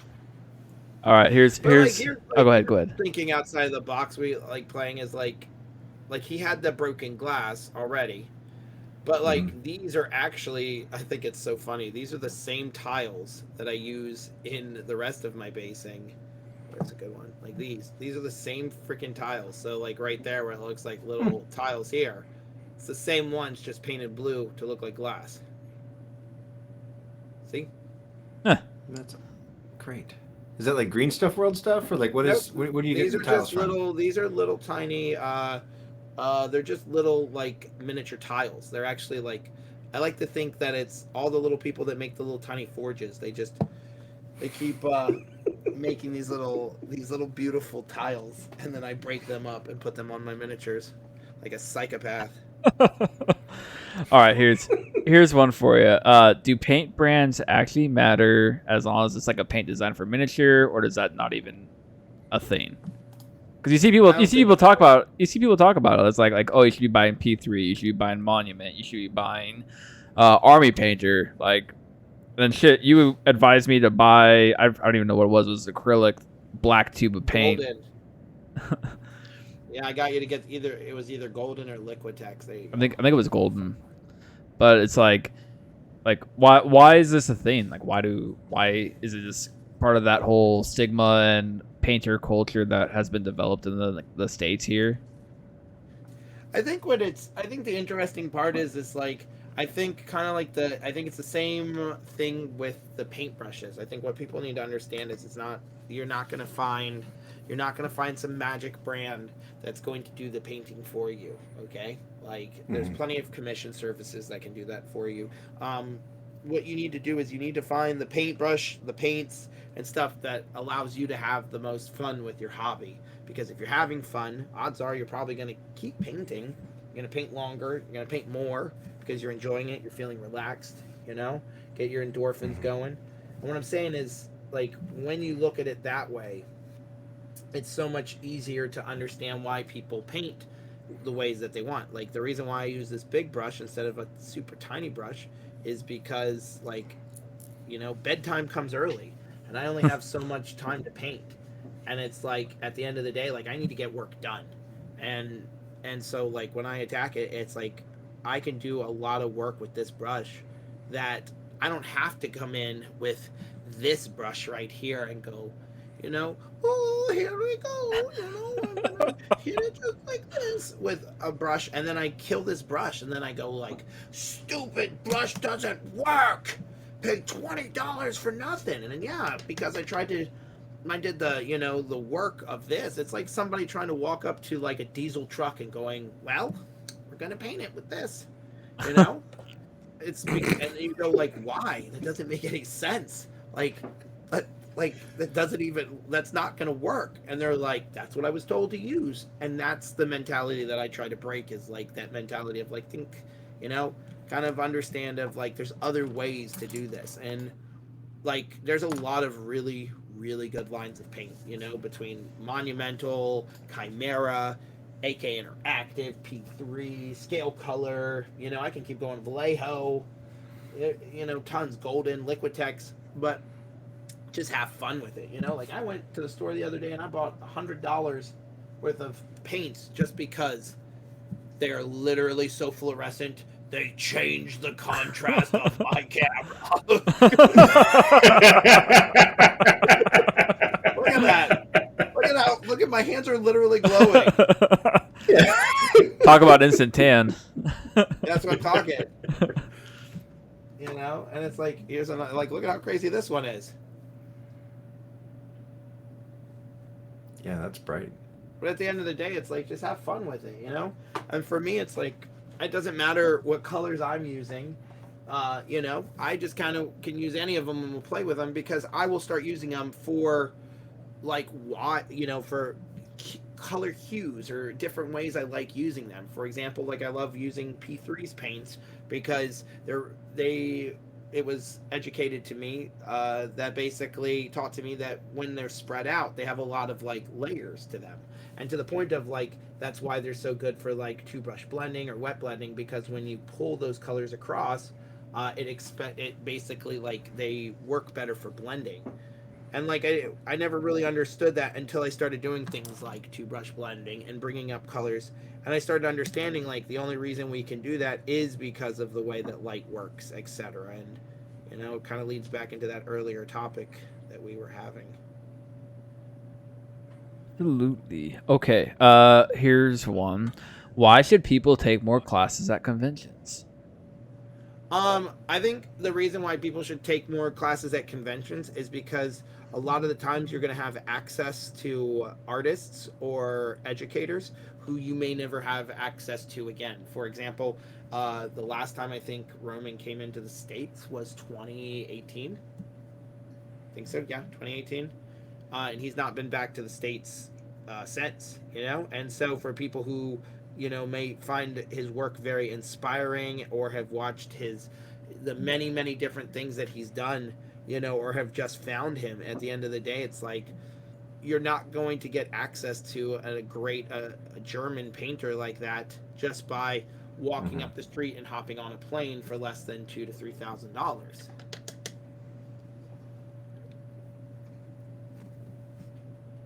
Absolutely. So you can be judicious with it. You can try to find access to things that you wouldn't otherwise have. Not just quality I mean, learning, that's but why like- Adepticon, I mean, as I was telling you guys about Adepticon, like I'm really excited for the way that Nova is going and stuff, and I think like it has a lot of potential to become something like huge down the line. By the way, guys, just to talk about light values, that is one of the reasons why that I put this little dot of brighter color right here next to this really dark area next to his foot, so that it basically emulates and defines this difference of the rock here compared to the little dirt and the shield that I added there. But like Adepticon is amazing because when it was the host of the crystal brush, you could go there and you could get classes from artists like Alfonso Banshee, you know, and and Banshee is amazing. And it's like, yeah, sure, he goes on tour now in the States and stuff, but that doesn't always happen. And a lot of times at these conventions, like, it gives these artists the ability to access basically like I don't want to say like a group of people that they don't usually get a lot of access to, you know. Like in the States, we're a lot farther than a lot of these artists are over in like Spain and Europe and stuff. Awesome. Yeah, I like. I'm trying to think of what I was trying to say. Basically, like stepping in like the few minutes I did for like your class. Granted, I was trying to stream the MCP tournament that day, but like I'd come back and like step in a few seconds and then like step back out. But like every like little bit that I got to catch, it was like 100% worth it. And as well as like the class that you gave us at like 3 o'clock in the morning. Like taking opportunity like that is just huge, and I can't recommend it enough. If you like have been debating taking a class at a con, like absolutely just go for it because it's gonna be fun, especially if it's a Devon class. Like, It'll definitely be a wild ride. I'll tell you that. 'Cause not for the faint of heart. No, it's definitely for the faint of heart. I got plenty of faints of hearts there. I once taught a blind person to paint. That's a true story. But Really, I thought that's actually pretty cool. That's a real, but it's funny, and but that's the thing about it is like understanding the fact of just like enjoying it. Like I think that's my big shtick that I try and tell people is like just like everyone's like, man, he's a lot. He's very exciting. He's very fun. And at the end of the day, like yes, I am loud and proud and excited because like I enjoy painting. Like I have fun doing the things I'm doing. Like I've gotten to the point of like, and it sucks because like recently it's like, you know, I've been dealing like with a lot of like realizations of like just personal mental health and stuff like that and trying to figure out like ways to handle that. And I've realized just how much that affects like my miniature painting and things that I take for granted, you know? So it's like, but I also believe like it can also be one of the it's for me one of the most fulfilling things and something like I find myself like actually way out of sorts if I'm not doing it. So I mean, the fact that people like try to push themselves to do something that they just don't enjoy, you know? Yeah, I think that kind of hits on something else I wanted to talk about is like motivation with painting. I completely agree with that. Is like I find myself when I haven't painted in a while, like I just like something's missing, so to say, or like something's just off. And then when I start painting, I'm just like, it's very therapeutic for me. And that kind of comes down to like, what do you do with motivation with painting? Like I'm sure like you probably experience burnout and stuff like that. Like I think for me, like one of my biggest issues I found was I would paint like for a tournament and then I ended up painting like 5 to 6 models like in like a week because I was trying to get everything done because I would keep putting it off and procrastinating. And then my paint jobs wouldn't be where I like them because I rushed them versus like Nova where I felt like I spent a lot of time on certain things and I felt really good about it because I actually took the time and painting like 1 model per week versus like one in like a couple days. And then I met you and felt terrible about all my paint jobs. But that's the thing though is like we talked and like we looked at it and like I saw it as a moment to actually grow my paint instead of like being completely down about it. And I was super motivated to paint when I got back home and I painted up that bust and I felt really good about it and like wow, this is actually like working and like this whole values paint, like I could really get behind this. This really seems like what I want to do for painting. And then I set this silly goal of monochrome blade, which I desperately failed at for the month because I hadn't even started it yet. But it's still there, and I still want to like your whole like values class really inspired me to do monochrome suns because of the fact like if I do this with like Moon Knight and Blade and Iron Fist and Voodoo, then really work on honing in those like the ideals and the I guess the big learning points when it comes to painting with value versus painting with color, because that's all it is it's all value with black and white. And I think it'll be funny because you could do something like once you get all that practice. It's like something I like to tell a lot of people is a lot of people like go like, well, you know, I have to play a game. And I said, you know, I tell people all the time, like if you need to put together and get a force together really fast so that you can play games, then do like a quick one or pay somebody or go and buy like basically like a one that's not so nice. And then basically take the time and basically learn to enjoy painting and stuff that way that you can basically on the side while everyone else is, while you're testing your games and playing with this, like you can actually start painting the stuff that you want to put in so that you can find the way to start enjoying that. Yeah, and it's just really weird because it's like I've been in like a funk when it comes to painting and like really putting off like the Blade project basically for a month now. But like this whole conversation, yeah, it's like this conversation what you need to makes do, me want to paint. I don't want to tell you what to do, Dizzer, but I feel like what you should do is that you should repaint X-Force all the while you're like trying to like build this like Sons and Sentinels roster into a monster, and that way like you can come back and be like, well, look at this beautifully painted X-Force roster that I have now. And that honestly, and I don't think that's a horrible idea. And I'll be 1,000% honest with you. I think that MCP is both my biggest boon as well as my biggest excuse, because like it is the perfect game for me to go like, I want to use this force, right? And like I have it in my head that like I want to play Brotherhood, and poor Omnis, I know he's left, but like Omnis for the longest time has had to deal with me coming to him and Pat, Dunford, because I'll tell him all the time, guys, I'm painter.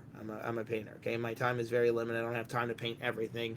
But can you help me out with like which guys should I might like focus on, like which ones should I emphasize? But for me, it's been great because like MCP is the one game where it was like a lot of people would make jokes and be like, you should come to the store and play, and I'd be like, sorry guys, I don't play unless it's painted. And they go, my Brotherhood's not painted. And they go, but what about your Black Order? Didn't you finish painting that? And I'm like, yeah, but I'm playing Brotherhood now. I moved on. Yeah, but I mean, as I said, that's sometimes my biggest excuse, is in the fact of like I don't get a lot more games in because I do like procrastinate and set myself up in the fact of like knowing like I'm doing like a super custom juggernaut, like I'm super excited about doing it and it's he's like a key point of my list. But even though I know he's a key point of my list, I want to paint him and I'm excited. He still is sitting about 30% built. Well, it's like you were talking about like at Nova's, you've had Angela since like a long time, and I think when I saw her, no, I struggle with that too when it comes to painting. Like I can base coat something. I can get something like tabletop like ready, where like I'm comfortable putting it on the table, and I'm just gonna throw it out there, and it's not gonna look terrible. You get up close on it, and you're like, oh yeah, you didn't really finish that, did you? You're like, no, I didn't even really try yet. But like I have to be like inspired to want to put on that like next level of detail and like actually get a model to where I've like gotten into a place where I feel like it's finished.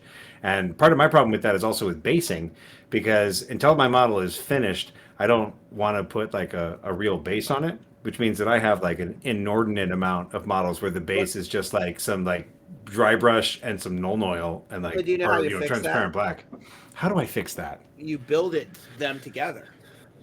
Yeah. Don't paint them separately, because once again, once you get them all together, it's like now, like my biggest issue is exactly what you're saying, is that like I'll go through and I'll paint all these models and then their bases will be next to dog shit. Mm-hmm. Yeah. I am Captain America in Noir Land. But yeah, I mean, even that base is like light years ahead of like it. Like I'm literally talking like blank bases. There's nothing on it at all. But that's like, what I'm saying is you can get past that easy peasy. It's just about understanding. And it's like for me, I can do a lot of crazy stuff, and that's because I have the muscle memory to do it. It has nothing to do with like I'm some ace, in the hole or anything like that. Like, or are you? Strictly, it's strictly like. It strictly comes down to the fact of like there's just certain things I have gotten really good at, and the more and more I do them, the better and better I have gotten at them, and so that keeps evolving as I go. Sorry, I just keep looking at your Scourge base, and I'm going like man, like what is going on here with mine, right? Like you have so much going on there. Like this is even one of my better bases, right? Like it actually has like a victory lap on it, and it's got some shading. That was enough for me. But I think the big thing is like we were talking about it, is I think there has to be a desire for people to want to get better. Like at the end of the day, it's like there is nothing wrong with. I mean, honestly, and I've told people this, like it makes me sick to even suggest it sometimes.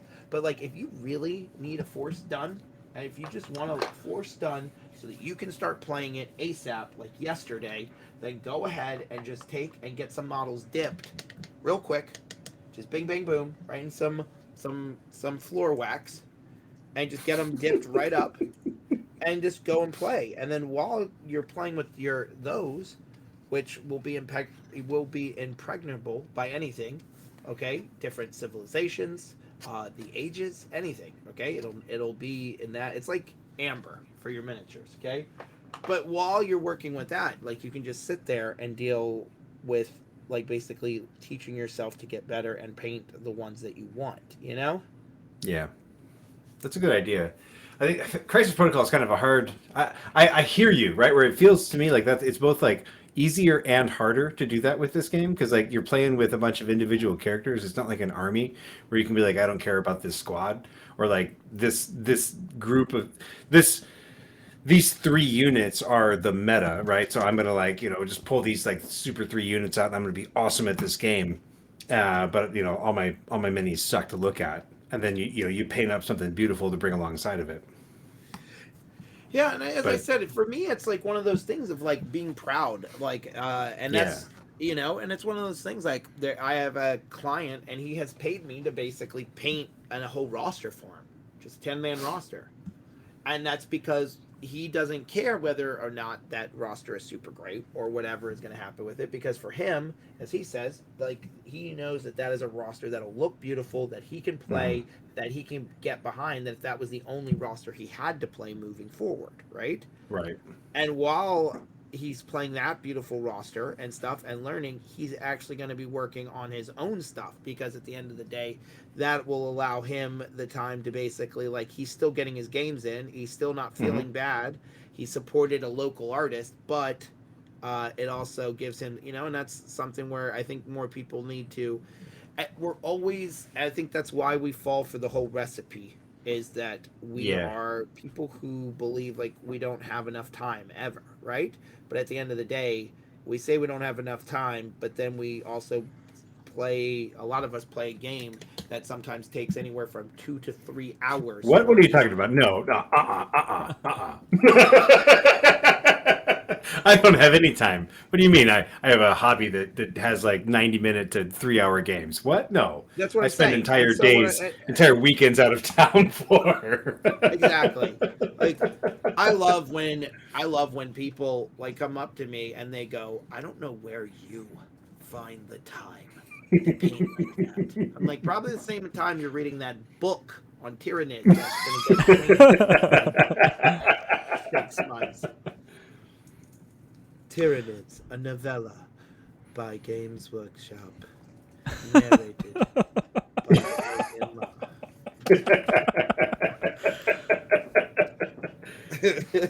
So, I mean, speaking of time management, I mean, if you don't mind, like, what is your background before painting, right? So, like, obviously, you are painting, like, you are killing it painting. You have obviously dedicated yourself to this craft. You've been doing it for a while, but you mentioned you went to college. You didn't say you went to college for painting.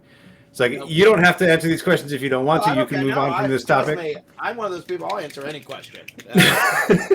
So, like, time management, right? Like, where did you come from to get where you are right now, doing what you're doing? Actually, funny story is, so I've always suffered from horrible unmedicated ADHD, and part of that process has been the fact of teaching myself better ways to handle tasks. So I found that, like, one of the things that I love about miniature painting is that miniature painting is the one thing that actually focuses my head enough that I will sit and continue to do it for hours upon hours.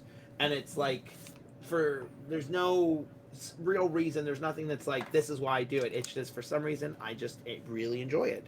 But prior, I actually got 3 degrees in business, so entrepreneurship, marketing, and management. It sounds like some ADHD shit right there. Sure. And I got a minor in nonprofit, and then one in media arts. And then I actually ended up participating in a very widespread business plan competition a few times, and I ended up getting some grant money through that, and I ended up starting a game store at one point, and it was a really big thing in my life that I did on the side as basically like work on that, and then one day retire. I was in biotech. I was a sales director for a biotech company for about 8 years. So I actually did that. So I used to legally sell human and animal biologicals, body parts, fluids. And then I went, you know what? This life isn't interesting enough. I should paint miniatures. All right. And this is what it is, you know? And So is that like inside or outside? How many kidneys have you sold? A lot more than I'd like to admit on any sort of recorded. No, I mean, the thing is what people don't, that job is just to make it as easy as people don't understand that anytime there's a drug, you know, like all the testing has to be done to it. And they don't just have people hooked up to wires and stuff. So a lot of the blood and other fluids that are tested, like a good way to explain it is like if a woman at a hospital, like let's say she has a rare type of breast cancer and they're trying to do study of it, then they're going to want her blood to do studies of it. So basically like companies like this are the middleman between helping, you know, basically being able to procure these biologicals so that the scientists can keep doing their work. Wow. Full spectrum Devin. Yeah, as I said, I'm definitely full spectrum. All right. I want to hit back on motivation with painting, because I'm trying to think of the best way to word this, but it's like where do you find your motivation to give back at the painting table? Well, I'll be honest. Recently, I'll be kind of a hypocrite if I say it's been easy for me recently. It has not. Because as I said, I realized for a long time, like I used to try and force myself to paint, and then I realized like I really hated that, like that whole feeling of just like, oh, like why am I doing this? Like, like I don't want to. Like, and then I was very much exactly where you were talking about, Sam, where you're like, I have to get this done. I have to get this done. And I paint and I paint and I paint and I paint. And then I realized, like, what did I get out of that, right? Like, at the end of the day, I go, what did I get? And I go, oh, I have a bunch of tuffalos who are very monochromatic and chromatic at the same time. I don't get this. They look okay from there. And yeah, exactly. And it was one of those things, like, I started realizing at the end of the day, and I explain this to people all the time, it's like, you know, it's like we go out and we spend $70 to $80 on very like extreme pieces of plastic, and then we dip them in mud, you know, and we're like, oh, that looks nice, you know, this seemed like a good use of my money. Perfection. You know? Ignore the pajama pants that just walked by in the background. I didn't see anything. I didn't see anything either. I was actually looking down at the moment. I saw it. But that's what I'm saying is like that understanding of just like trying to feel, you know, basically just kind of, I just started thinking about like, why are we spending so much money and time basically doing something that then we're not really learning or growing from, you know? Yeah.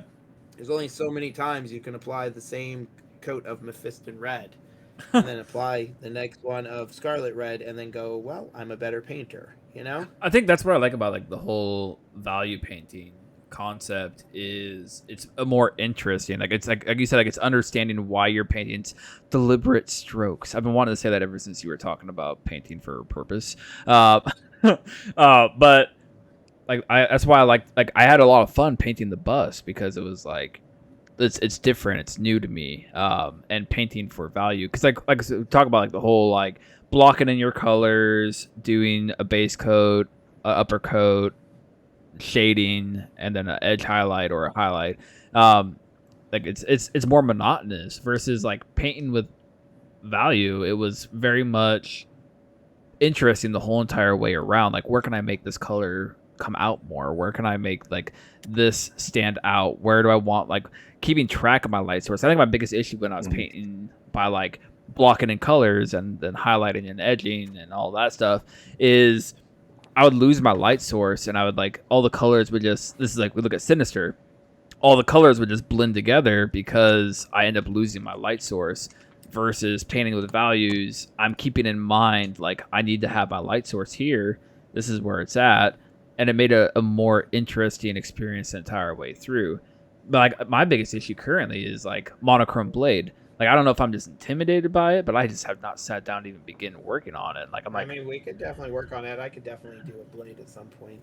But I think, I think you have to step out of your comfort zone. And I think that's the biggest thing is like, I don't teach classes to people. Like, I think that was a fun, I had a student at Nova and he sat in my class and he had a very different understanding of what, like, basically what he wanted from my class is not what my class was, yeah, And I think he realized that during, like, while we were learning that, while we were, like, in the class. And he came up and he was very respectful and he just said, like, this is not how I want to learn how to paint.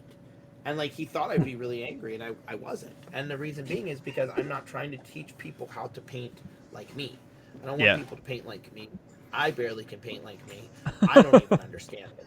It's really the fact of I want people to be able to paint like them, Like, I want people to understand why they're painting, why they're making the decisions that they're making when they're making them, because it's like there's got to be a better reason or understanding of why, And when we start processing and understanding that, like, I think the cool part about the values is when you understand like how light works and you're looking at it more of that, it lets you have more fun with like you could have more fun with the paint strokes and you can have more fun with like stippling and techniques and stuff because you're not caring as much about what specific color you're using, whether or not you have a 2-to-1 ratio, or 3-to-1 ratio. But that's the biggest thing. Yeah, it's like because it's like you're not natural. Yeah, exactly. It feels more natural. Like when I keep going back to the bus because that's like the most recent thing I've done is like I was like, okay, I'm gonna go ahead and do this. I'm gonna work down on my spectrum and go ahead and get this a little bit underneath there, and then work up on the spectrum because I'm trying to hit this a little bit. And it was a more intuitive. It was more thought provoking. It wasn't just like mindlessly like I'm gonna go and put paint on this model. I'm just gonna go ahead and follow, like you said earlier, like the formula or the recipe that I've been taught my whole entire life of this is how you miniature paint. And I think like your whole concept of like paint how you want to paint, but understand why you're painting. I think that's like the biggest learning point that anybody could honestly have is like, why are you painting this here? Why are you doing this? What is it benefiting the model? What is it benefiting you artistically? And like those core concepts are more important than anything when it comes to miniature painting is like the why. Yeah, and I think what I really learned, I think something that really stuck out to me as I've grown as an artist is like, as I said, like a lot of these concepts and stuff that we're talking about, these are not my concepts, these are not things that like I came out with and I went, you know what, this is an idea. Like I am not the one who like designed it or built it, but at the end of the day, there's such a basic understanding to it is that just by knowing this information, like it allows you to just kind of do what you want to and kind of look at it and have like a basis of like what to work from. And the thing is that I think for me it's since I don't have to think, I'm always overthinking, and since I don't have to think because like at the end of the day this is the way it works and that's just how we keep going. Like then for me it's like I can focus more on, all right, how do I do this better? How do I make rocks look better? How do I work on bones better? How do I understand why do people use reference stuff? And I think for me, it's realizing that I couldn't have been the only person to think that, Yeah. And this is the way I learned, and this is the way that it interested me, and this is the way that it made me want to learn more. And to the end of the day, it's like, so I developed a class that was both funny but also super informative to kind of teach that. And as I said, I will keep teaching that just because I think I would rather see a lot of people become better painters down the road and like grow than I would just have somebody say, well, here you go, I taught you how to paint this model like perfect, and you go, well, what about this model? That one you were on your own.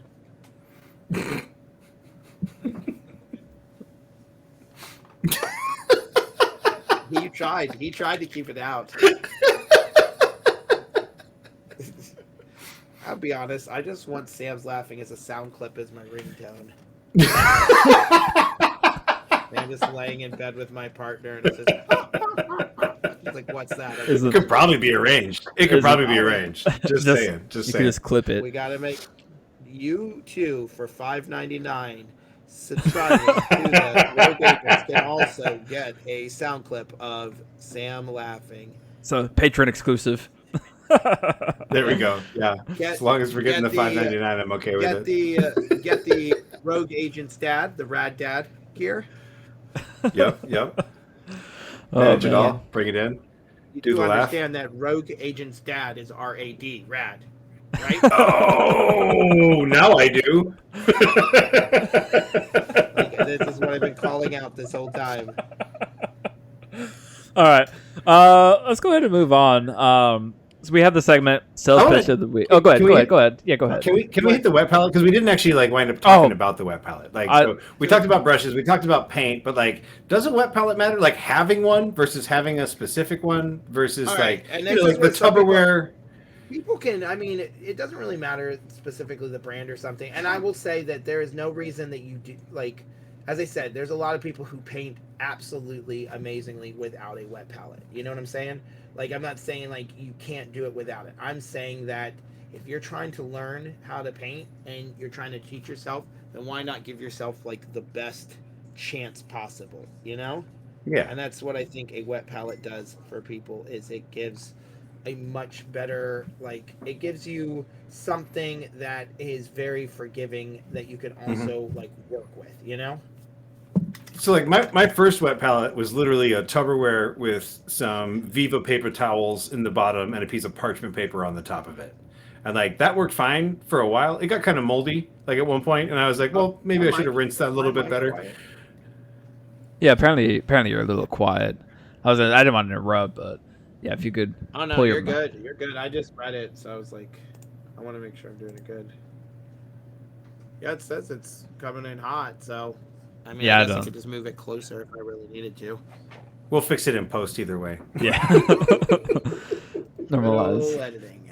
Like, do you think there's a difference between the Jank Homebrew wet palette versus like the Army Painter palette versus like So, some I ridiculous? want to like, comment something real else? quick on this. Is when we sat through his little 3 a.m. class and he just pulled out a paper towel and wetted the paper towel and put a piece of parchment paper on top of the paper towel. I was like, wow, okay. And I came home, and that's what we did when I did the bust. Like, Mhm. I was like, this is so much better than a sponge. Like, just using a wet paper towel for the water part underneath the parchment paper. Like, I was like, this is so much better than using a sponge because I don't have to worry about it freaking molding or anything like that. It's just something I throw To away. be honest, the big thing I've been using recently is Walmart's. It's called the Absorber. Yeah. Is that what that purple? is that what that purple thing is? Yeah, it is. It is. These things rock. You can get them at both. You can get it at a Walmart or your local porn shop. They sell them strangely in the same.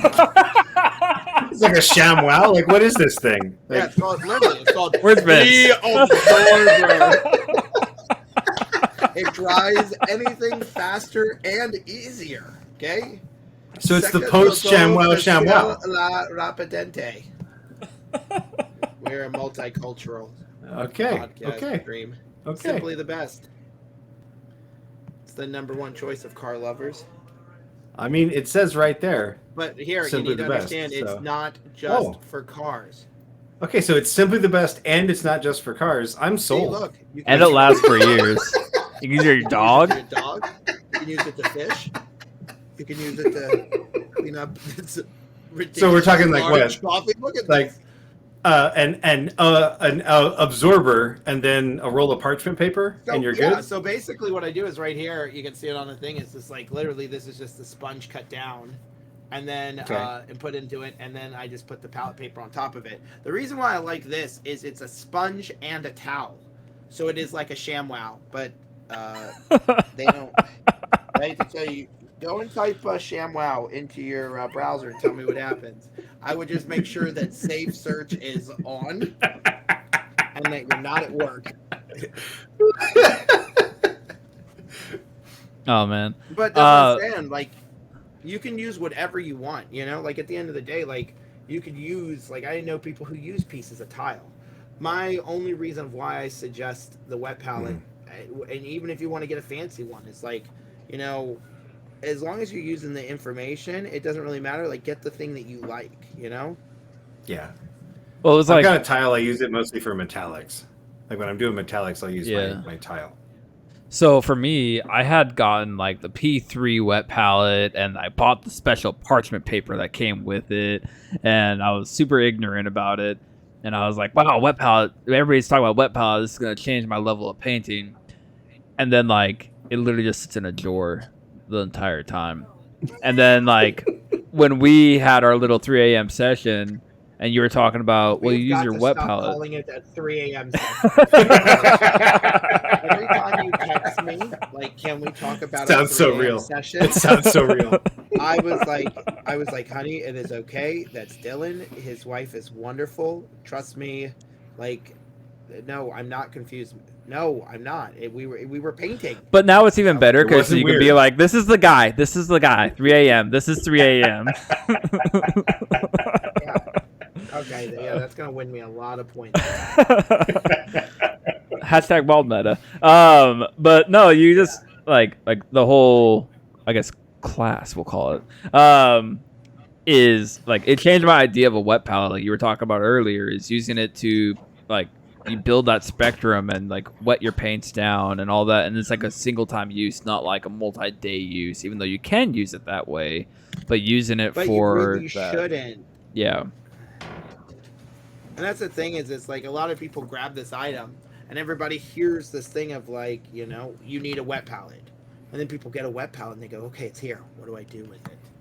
Yeah, exactly. You know? That's what I did. Is like, I was like, okay, this wet palette. Everybody says you need a wet palette. I get a wet palette, and I'm just like, cool. And you put the paint in it and you're just like, okay. And that's why, like, as I tell a lot of people, it's like, that's why a big part of my stuff is like, hey, this is what we learn. This is why we learn it. This is what we're learning, you know? Yeah. Because at the end of the day, if you're learning that stuff, if you're on the same page as everybody else, then if you understand how to use a wet palette and this person understands how to use a wet palette, then across the board, everyone is going to have a better understanding of the wet palette. And the simple fact is it doesn't matter whether you have a red grass or an army painter or the Mastersons or whatever, you know, if you're doing it the same way and you understand the science of how a wet palette works, then guess what? Your wet palette's going to work the same way it works for anybody, regardless of what it is, even if it has a super mega ultimate simply the best sponge. You know? Lasts for years. So, like, for the people, what would you say the science of a wet palette is?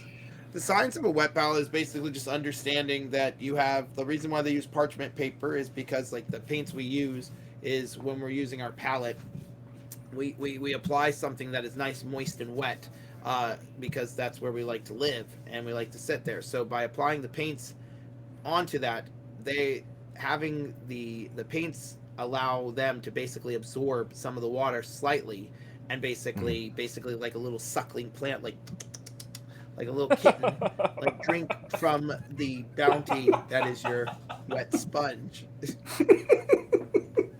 Yeah, I think your hands are the cleanest I've ever seen them, for what it's worth. So, no, it's down here. Yeah, but it's once you basically like figure that out, it's like it's the science of it is basically just understanding that the reason why the paint picks it up, and you know, and basically why we keep it a little bit wet and how you can use it in other ways. So yeah. So you're not suggesting wet palette use from session to session so much as you're suggesting wet palette use to keep your session alive.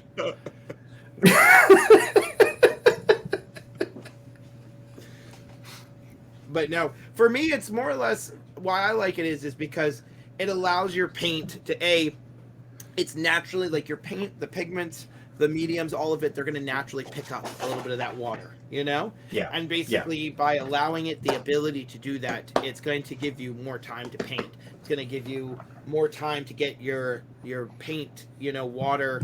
I mean, basically the paint that is in brush, like when you take it to your water glass, like at that point you're having more time. It's not going to be drying as fast. It gives you the ability to do this. We keep mentioning fancy words like gradient. Like you can play around in the gradient and play around with like different colors because of the fact that you understand what you're working with and why. Yeah. Oh, something we forgot to hit on is your whole whale speech is you don't taint the whale when you're building your gradient. I think that's super important because I used to do that all the time where I would just put a blot of paint down and put a blot of paint down and mix them together, and then from like your lessons. Yeah, and then like from your lessons, it's like, okay, I'm gonna put a plot of paint down and then pull that to over here and keep it clean. You want to hit on that real quick? Yeah. So basically, when I'm working with the palette, and I say this a lot on my stream a lot, is basically the idea is when I'm painting, you'll notice that like up here at the top, there's all these like little dots, and if you can't see it, there's a bunch of little dots on my palette, and they are untainted paint. So they're like the different countries and. Basically, all of them are 100. This is like, what is it? Patagonia, right? Where it's just like untouched by the world. And then basically you can come over here into the wet palette, which is the rest of the planet. And then you can take things from these very untouched worlds. And then you can basically start bringing them together and mixing them and creating new cultures and new diverse situations and stuff like that on your palette. I don't know why that's coming in so fuzzy, but it is. And that's the only thing I've ever been able to use a palette for between sessions is this sort of like paint dot, keeping that paint dot alive. Yeah. Longer. And you don't want to. And then, it's like I like to do it for this. Like if I'm painting for a few hours, like I can play around with it like that. But to be honest with you, you don't really want to play with it too much more because like you can't control what you are basically bringing into it. So what I mean by that is you don't know how much water your palette is absorbing. You don't know how much, how wet the air is. You don't know any of these questions. So because you don't understand and have like all this understanding of these questions in the beginning, then how are you able to basically continue to use them? Well, you can't. So can you use them? Sure. But the thing is that you're giving up the possibility of, let's say for some reason, maybe you paint with them all the time like that. Well, all it takes is one time where maybe it was a little bit more humid or something and it picked up more of that moisture, and as soon as you apply it to your figure, well, now the pigments that were in that paint are now way more thinned down because it absorbed a lot more water, and guess what? Now it's going to act differently. So like when someone touches your model or you go to pick up your gaming piece, well, then you're surprised when this huge section comes off your model. Well, yeah, because you used paint that was way thinner than it needed to be, and now you actually weakened the compounds and the actual like makeup of the actual paint. So of course it's not going to work. No, so I've been in a little bit of a painting lull, and so like I opened my wet palette in preparation for this show just to like see what it would look like, and I was painting some green, and I have a crazy blue smear that just like ran across my entire wet palette, and I didn't even have blue on the palette. Like the color separation that it picked up from the water just underneath the sponge, it just picked it up and it wound up at an angle at one point, and it just smeared across the entire wet palette. Now I have this weird blue. Because like I know I can't use it for anything. It's oddly very close to the Scourge blue. You're like touche Scourge blue. Right? Like I made that. All you got to do is just put it in your wet palette for like a week and a half and open it up, and you got all the shades you need. I tell people all the time, if you take two paints and you just pour one paint into the other paint and you shake them up, like that's how you get new paint colors. That's that simple. Take a $3 shot here. So, unless you're playing with GW, then it's a $10 shot. Shots fired. All right. The only positive thing I'll say about GW paints is that you mentioned like having like paints on hand or like picking up paints to like make you feel happy about painting. When I first started painting, that was the easiest way for me to just be like, oh, okay, like this one, that one, and that one, and a shade. And it's like the recipe, right? Like they give you a recipe, which does make it kind of easy to just like get paint on a model and move on. Because a lot of us are not getting into this because of the excitement of the painting. Like, to be honest, like when most of our significant others tell their friends about their partners and they go, they do what? Yeah. That's a real thing. Like, man, I'll tell you guys, the most depressing thing is like, when I met Ashley, my partner's family, for the first time, and she told them what I did, they went, "That's a real job." Like, it is for him. We know and believe that fluffing is a real job, but miniature painting is somehow less believable. No, but I mean, your point about like it. Well, it's interesting to think of these things as a canvas. It's interesting to think about this as a canvas, right? Because like we all get the same scourge. Yours looks like that. Mine looks like mine. And a lot of scourges look exactly like the other scourges. Mine's still gray. And that's the thing is, it's like, but love it, you know. A white canvas is a white canvas, right? And have fun with it. At the end of the day, it's like I'll be honest, like Scourge is not one of my favorite characters, but the more I've been working with him, the more and more I've been having fun just painting him. And at the end of the day, like everybody keeps asking me, even though Dysart has already mentioned it during this is like Angela for me. Like I've always been a huge Spawn fan. Like, you know, I have the first 100 issues of the original Spawn series when it first came out. And that's like, there was a few I missed, but in my years I went back and got them. But my thing is like I've spent extra time, but I also like there's certain things that her figure, and that's one of the reasons why I really like MCP and why I find myself always kind of coming back to it, is because of the fact that MCP is the only game where every figure, every single character can be a centerpiece. And like, you know, it's like I love, like, I think I haven't gotten to play it, but like I really enjoy the idea of like Star Wars Legion, right? But at the end of the day, you have Rebel Troopers, you know?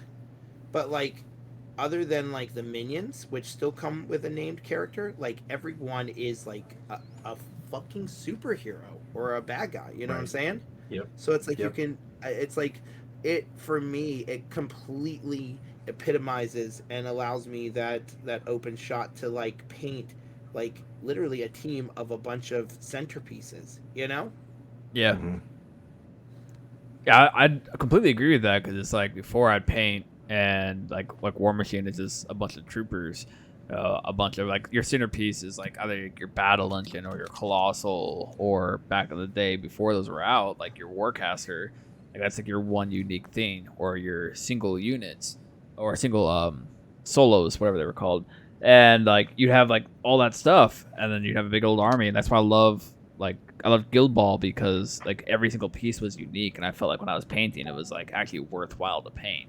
And like with MCP, every piece is like worthwhile to paint because it's like every single piece is like special and unique, and not just they all stand alone. Yeah. And that's I think I spent as much time on the boxes for MCP as I did for like Legion or any other mini game that I was picking up. Right? Like I gotta spend as much time on a mini as a squad. I mean, I feel kind of the same way about that as I do about like some other things in my life, where it's like it should probably be better than that, but that's what it looks like. Punisher. It's like what we also talked about it. Like you all said, like, man, this makes so much sense. But at the end of the day, it's like it's not something that you guys particularly are doing. You know, at the end of the day, it's like you know, like while at Nova, I taught, you know, a lot of people. And it's funny that at the same point, like Victoria, you know, like she had no interest in painting, you know, at all.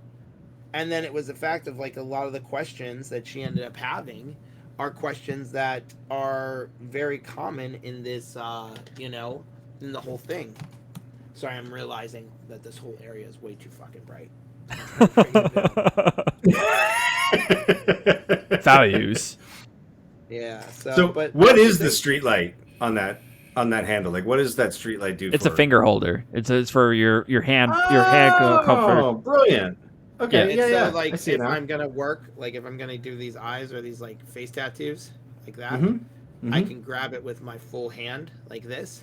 So that means I have a better hold, which means I have the ability to get closer. You see how close I'm getting to his face with wet paint? Yeah, yeah.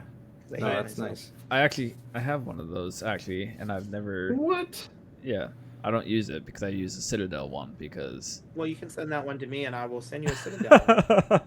You could send that to me, and I'll send you a Citadel. It was a birthday present. My Motherfucker jumping on my my well my already. my Sam, I thought we issue were friends. my issue with this thing is I thought they were Only fits super in your butt cool. sideways. Fair. I need to get more That's- I cork mean, pieces for it because My problem is that I stand. Because the back problems that I have to stand for almost everything I do in life. Yeah. Sitting You down ever for try- any period do of you ever time. try one of those like the chairs that you sit with your knees bent? I have actually, like, right after the injury, I used one of those, and it did not help as much as I hoped it would. It was better. I haven't tried one since I've been, like, basically recovered from the injury, and it would probably work. Right now, I have a leaning chair. It's kind of nice, but Dallas it's stands wobbly. at his desk. Dallas uses the standing desk. Yeah, same. My painting desk is not as high quality as my working desk is, though, and so my painting desk is a little bit low. I guess I could pull out my old, like, riser and see if that does anything for me. Yeah, no, maybe, and it might help you a little bit and stuff. But it's like, I tell people all the time, it's like find whatever, like, the way that you enjoy painting, but also Mhm. find a way that is going to allow you to paint for as long as possible. And what I Mhm. mean by is the fact of like people are like, how long do you paint for? And I'll be like, sometimes I can paint for like 8 to 16 hours. And they're like, who are you? And I'm like, are you Sarah Connor? And they're like, no. And I'm like, all right. Well, then, next person, I'm a full-time painter, bro. But it's not. But no. But it's like the fact that there's nothing really special to it. All I'm doing is just like, it's like understanding like how our hands work and like taking the advice of people. It's like the end of the day. It's like I think we get so excited to get painting that like people jump right into it, and then they just go and go and go and go and go, and then there comes a point where they just go like, like it's a very aerial scene, like. I want to be where the people are. I want to paint. These are the things that go through my head when I think about things. So I'm glad everybody gets to experience this. But at the end of the day, it's like these are the things that I think we need to kind of register and think about. Yeah. And if you enjoy what you're doing, then you're more likely you're gonna do it more. Absolutely. It's like you're talking about, like, people learn better when they're having fun with it, not just sitting through a lecture. Yeah, I mean, how many people, I'll be honest, how many people who didn't give a crap about painting did we get into talking about painting just from, like, sitting out there and just, like, literally, I opened my case for, like, 30 seconds. You got that one, the event staff guy, the guy that was a security guard, like, literally, like, blew his mind that you painted those with your hands. Like, Oh, yeah, no, we were having fun. It was like, is this the work of angels? Maybe. I would have died if it had been. All right. I think we can move on to sales pitch of the week. Devin, what do you have for a sales pitch of the week? What do you mean by sales pitch? What am I God, selling? did you not read what I wrote? I did read it, but then I just saw it just said Devin. All it said was Devin. Basically, sales pitch of the week is us basically trying to sell a certain model for people to try playing. But I figured with you could make this whatever you want to make it. Honestly, I would like to see more people. I would like to see more people paint. I don't get to see it as much as I like, but I would love to see more people paint like Viper. Okay, so Viper. She is such a Viper. Viper. I think she's such a cool figure, and like you can do a lot of stuff. Like her suit allows for a lot of like different feels, and like I like to see like the ways that people can do it. So you can do like a very snake-like, but she also has some really cool like facial features. So it's like you can get in her face, Mm-hmm. and it's like I don't see any freckles, but it looks good. Well, yeah, because he has scales.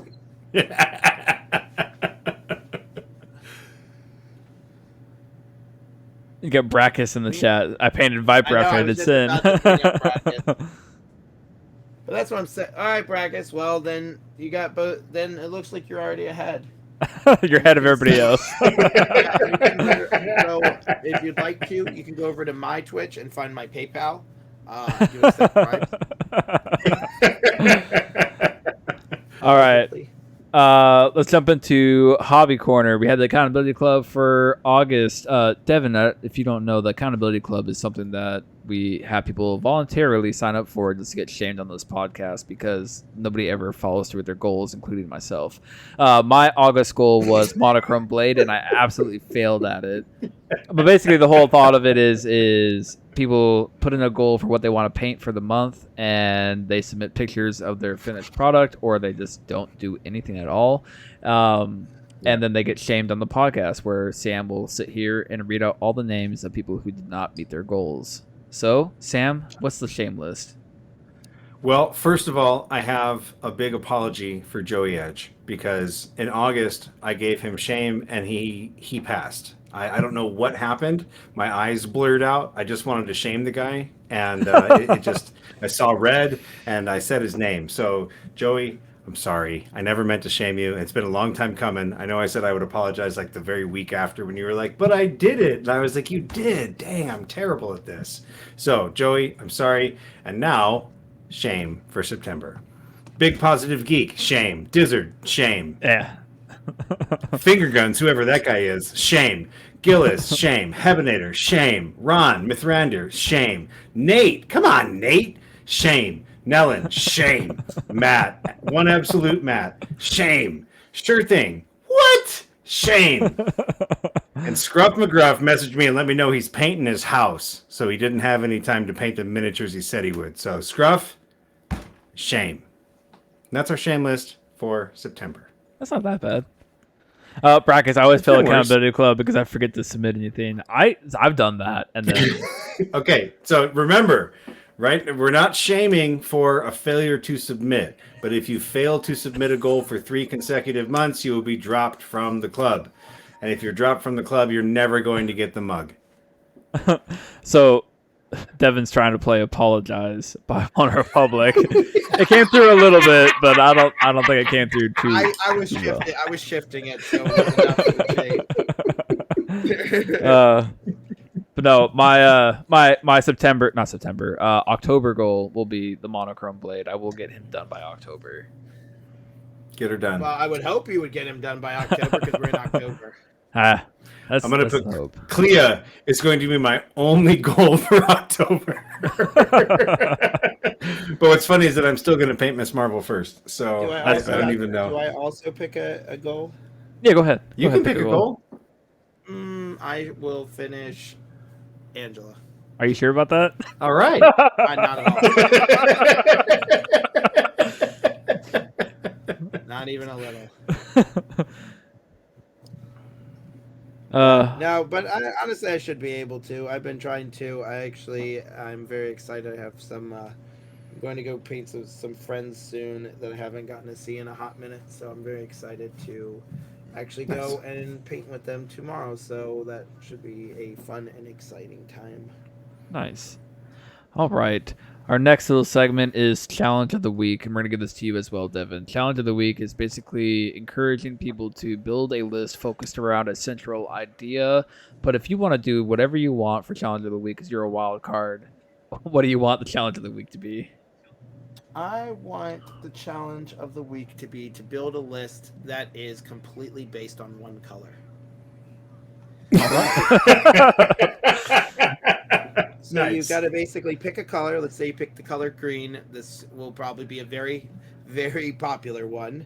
And then you play like the Hulk and Viper and She-Hulk and any other character that are Immortal Iron Fist. And then you try and build a list based around only playing characters in your roster that have that as a focused color. Nice. So we ask everybody to give us a description of basically like how your roster works or why you chose what. So if you have alternate paint jobs on your minis, feel free to include that in the description of the roster this week. Yep, black is so that not a we color. know. I am with Holy Mac and all. All right, so let's go ahead and get into some listener questions. We got Nick E. Does pineapple belong on pizza? I'm yes. We already Yes. covered this at the beginning of the podcast. Did we? I guess we're a pineapple on pizza podcast. Great. No Oh. debate. Moving on. All right, easy. Ronald the Accuser. What is a good baseline or guide to start off when trying to paint non-metallic metals? Understanding value. That's completely fair because like I remember I was trying to originally like wanted to do NMM and I watched a bunch of Slow Fuse's paint videos on NMM and that's exactly what he said. Like you got to understand the value and he literally like sketch out something and be like, this is what you got to be looking at when you're doing NMM is like the paint values. I don't know paint values, but the values of where you need these colors to lie and these like values to be able to actually make it look non-metallic and understand the contrast that you need between the different shades. Well, the thing about the best way to understand it is how can you make somebody else believe something that is a piece of plastic is actually beautiful shiny metal if you don't understand what makes it go shiny. Yeah. Like the fact that people don't understand that that without light there is no color. Like honestly, like if I would turn out everything right now and you just sat here and and you just turned it to black, then at the end of the day everything would be the same color. There would be no color because there's no light. If I would turn off all these lights right now, there's no colors. It'd just be black scourge. And it would just there would be nothing. We wouldn't understand it. So processing and understanding that in order to actually move forward and understand how to paint better and be better, we have to understand light. Well, that should be pretty easy because without light, there is no color. So understanding that, you understand how it works. Awesome. And So, I think yeah, you brought a really good point earlier that's about exactly what non-metallic metal is. Yeah.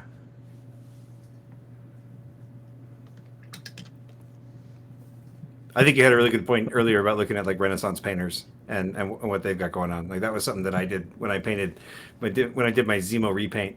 I looked at how to like literally like looked at actual paintings of gold. I was like, how do I paint a gold belt buckle on this guy? Literally a quarter of an inch by an eighth of an inch. And I was like, I gotta do some research for this. But you taught yourself how to do it. That's the thing. Like a lot of the times, like I'll look at colors of things and we were talking about like sometimes throwing things in, and I'll show you, and I like doing it as a we were talking about references, is I had done this artwork on here, and I thought I was really happy with it, and I'm not really. It kind of looks like if a bomb had existed in the Super Mario like live action. This is what it would have looked like, right?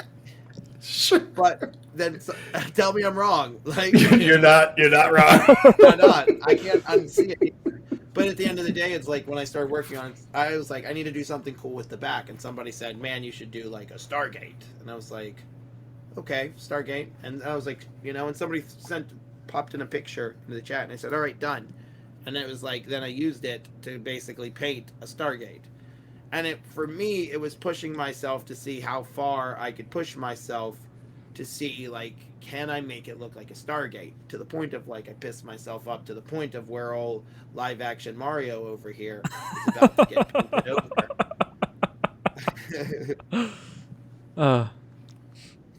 All right. Next question. Next question. Nemesis Nate. What game has been the funnest to paint? The funnest game? Like, overall? To paint. I guess basically probably the best skulls or most fun you've had painting for a single game. I don't know. I would definitely say that Malifaux has some amazing figures. That's been amazing. Kingdom Death Monster. That's a fantastic game, and honestly, some of my favorite figures in the world. MCP is one that definitely takes the cake on a lot of different wavelengths. I love painting these figures. Okay. Sure thing. What's the worst model on your shelf, and what's the one thing you do to level it up quickly? Bonus if Devin shows off his. What is it? The worst. Wait. The What is worst. this question? The worst model on your shelf, and what's the one thing you do to level it up? Worst as in like I've already painted it, or worst Yeah. as in like it's still Yep. sitting up there staring at me. No, worst paint job you've ever done. We're not gonna talk about that. He says bonus if Devin shows his. Yeah, not gonna happen. I got some bad ones. Sam shows I'm trying Punisher. to think of Yeah, one that I'm. You've like, seen it before. What yours? Your. He's Oh, fine. the eye. Like The eye. it's the face. You can't see the face. I'll share it in the Discord. Oh, you no, know, trust me, I'm pretty he sure I've can't shared see it before. He can't see the face either. That guy only looks at panoramic. I look at this is the world where, and like obviously, Frank Castle got punched by his eye doctor because he was like, "Fuck it, I'll kill I feel everybody." I feel like we have talked about Sam's Punisher every episode for like the past 15 episodes. Like the best. Go ahead. The best thing I've come up with is it reminds me of Who Framed Roger Rabbit when the bad guy's getting the acid and he's like his face is melting. It's full blown Raiders of the Lost Ark for me when the Nazi melts at the end. Like I just picture he shoots like the stormtroopers do. So he's just running down. far too accurate for sand people. And so I mean, this is an accurate Disney representation. So the thing that my Punisher does for me is that he reminds me that I can do better.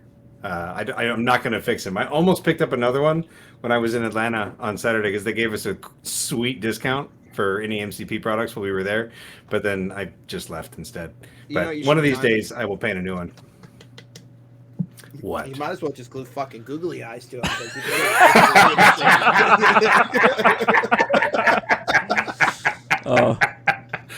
What are you talking about? I think for me right now, it's probably my. Beautiful. I think for me, it's my Jean Grey because the yellow is like an absurdly mustard yellow, and it's disgusting to look at, and I hate it.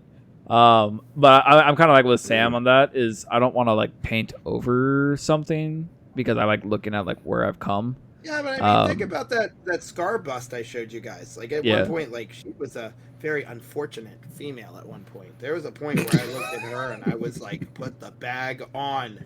She was like, "But I'm the queen." I'm like, "This is not the Broken Coast. Bag it."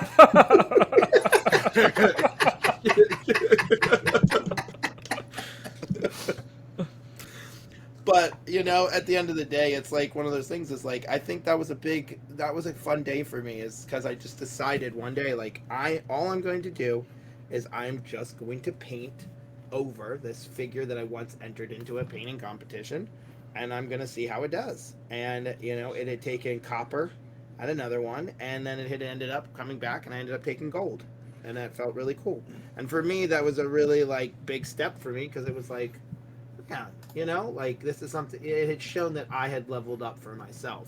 Yeah. So maybe one day, maybe one day you're gonna look at it and be like, you know what? Fuck it. Timmy's getting a new set of eyes today. All right, next one. Tarnium. How to paint sentinels quickly without an airbrush. How to paint them quickly? I mean, without an airbrush. You could always rattle can them in metallics. Yeah, it's basically doing it with an airbrush. I mean, even without an airbrush, get yourself a size 6 and just go crazy. Yeah. It's definitely where those big brushes come in handy is doing those big models like that. I have Hulkbuster over here, and it's just gray still. I'm like, I don't really. Even doing the ones I'm doing now, when we get to the end of the day, it's I've been working with these green brushes for most of the time you guys have been watching me, and I'm not exactly doing not super finite work. Yeah. But I think you get good at understanding where you need to put things, where colors need to go. And once you start getting a little bit better at that, it becomes easier, Also, guys, like sometimes because a color doesn't seem like it goes there, try it. You know, like I think that's one of my favorite parts about painting a lot in these about in values is sometimes I will pick up a color and I'll be like, I'm just gonna throw this in there, and they'll be like, Oh, why are you like a good throwing example. smoke? I think a good example of that is like you're painting the gray base, and then you go and you throw purple in that crack, and then it looks gray still. Yeah, Like and we, that's it. was it? We talk about like the whole that one night when you're painting like Omega Red is you go and you painted like dark purple for the underside of his leg, and it's like it looks red still because of like how the colors go on. I think that's one of the things Well, it was you actually also blue. hit on. Remember, I put the blue in Oh, there, that's right, and by yeah. remember mixing the blue into it made it purple, and it naturally shaded it, and it actually had a much nicer shadow because of the fact that we used that color, and because we blended it together, because there was, you know, you looked at it and you went, okay, because I know this and because I know what information I need, I can obviously understand that if I use this or if I use that or if I use a color that is somewhere in this family, you know, I'm going to get 40 acres and a mule, and I'm going to get a really good paint job. Oh, all right. Next we got Omnis. When are you going to do a Ghost Rider with a sweet cut, sculpted / painted on? I'll have to do that at some point. I did have that actually planned to do sometime soon, but I barely have had time to do the projects that I've already started. I mean, my desk has Nick Fury and has Angela and Luke Cage, you know, and I still want to do a bunch of Wu-Tang. I'm doing a bunch of Wu-Tang like shirt logos and stuff. Like I'm doing a Staten Island Killer Bees on its back. And I got this Captain America, you know? And it's funny because it's like all the whites, that's all just gray. Yeah. I think that's something that you also mentioned over Nova was like basically you're tricking people into thinking colors are certain colors. Like I forgot what you said exactly, but that concept like of you can basically you can use certain colors to have people's brains mix them. You know, like certain colors you can actually, it's not even about tricking them to think it's just a different color as much, but it's more or less playing off the way that our eyes work. And by understanding how our eyes work, you can actually change it to process like where someone is going to look over somewhere else. So like, for example, looking at old Scourge here, I know for a fact that as soon as somebody looks at this figure, they're going to be looking at this area and they're going to be looking at this area right off the bat. And everyone goes, how would you know that? Like, maybe I don't want to look at that. Well, I'm going to tell you because this tells me that you are going to look right here and you're going to look right here and you're going to look right there. And that's because of the fact that because I understand how light works and I understand how our eyes pick up light, I can turn the model into this black and white figure and go, well, I'm pretty good understanding that there's going to be a bright point that's going to push their eyes back this way, and there's some bright areas, and well, you know what? I could probably add just a little bit more of a whiter spot right there, and that would probably even bring that up a little bit more. And that's the thing to understand is that I can look at that, and because I understand it without color, I don't have to worry about whether I'm using pale yellow or, tie me up yellow or, bond me blue, stuff like that. A nice shade of Dorian gray. All right. Next question we have. Mathematic, which techniques do you feel are overused and underused? Washing. such distaste in that right there. Well, just because I believe it's like this, it's like, for me, it's never made sense. Like, it's never made, like, there was a point where I learned how to kind of like what I would call the early days of like contrast paints, I remember when we used to take like sanguine wash or Kivliv's flesh or stuff like that, and you would just like kind of put down a nicer base and then kind of like mix in some of these colors to it. And I understand how it works now, but there was a point in my life where I didn't, and I just did it because somebody had suggested it. And You know, it's been getting to that point of like understanding that why do people take and build these wonderful, awesome models and then go, you know what? I'm just going to cover it in shit. All right, what about underused? Two-brush blending or wet blending. I think two-brush blending is like such an easy.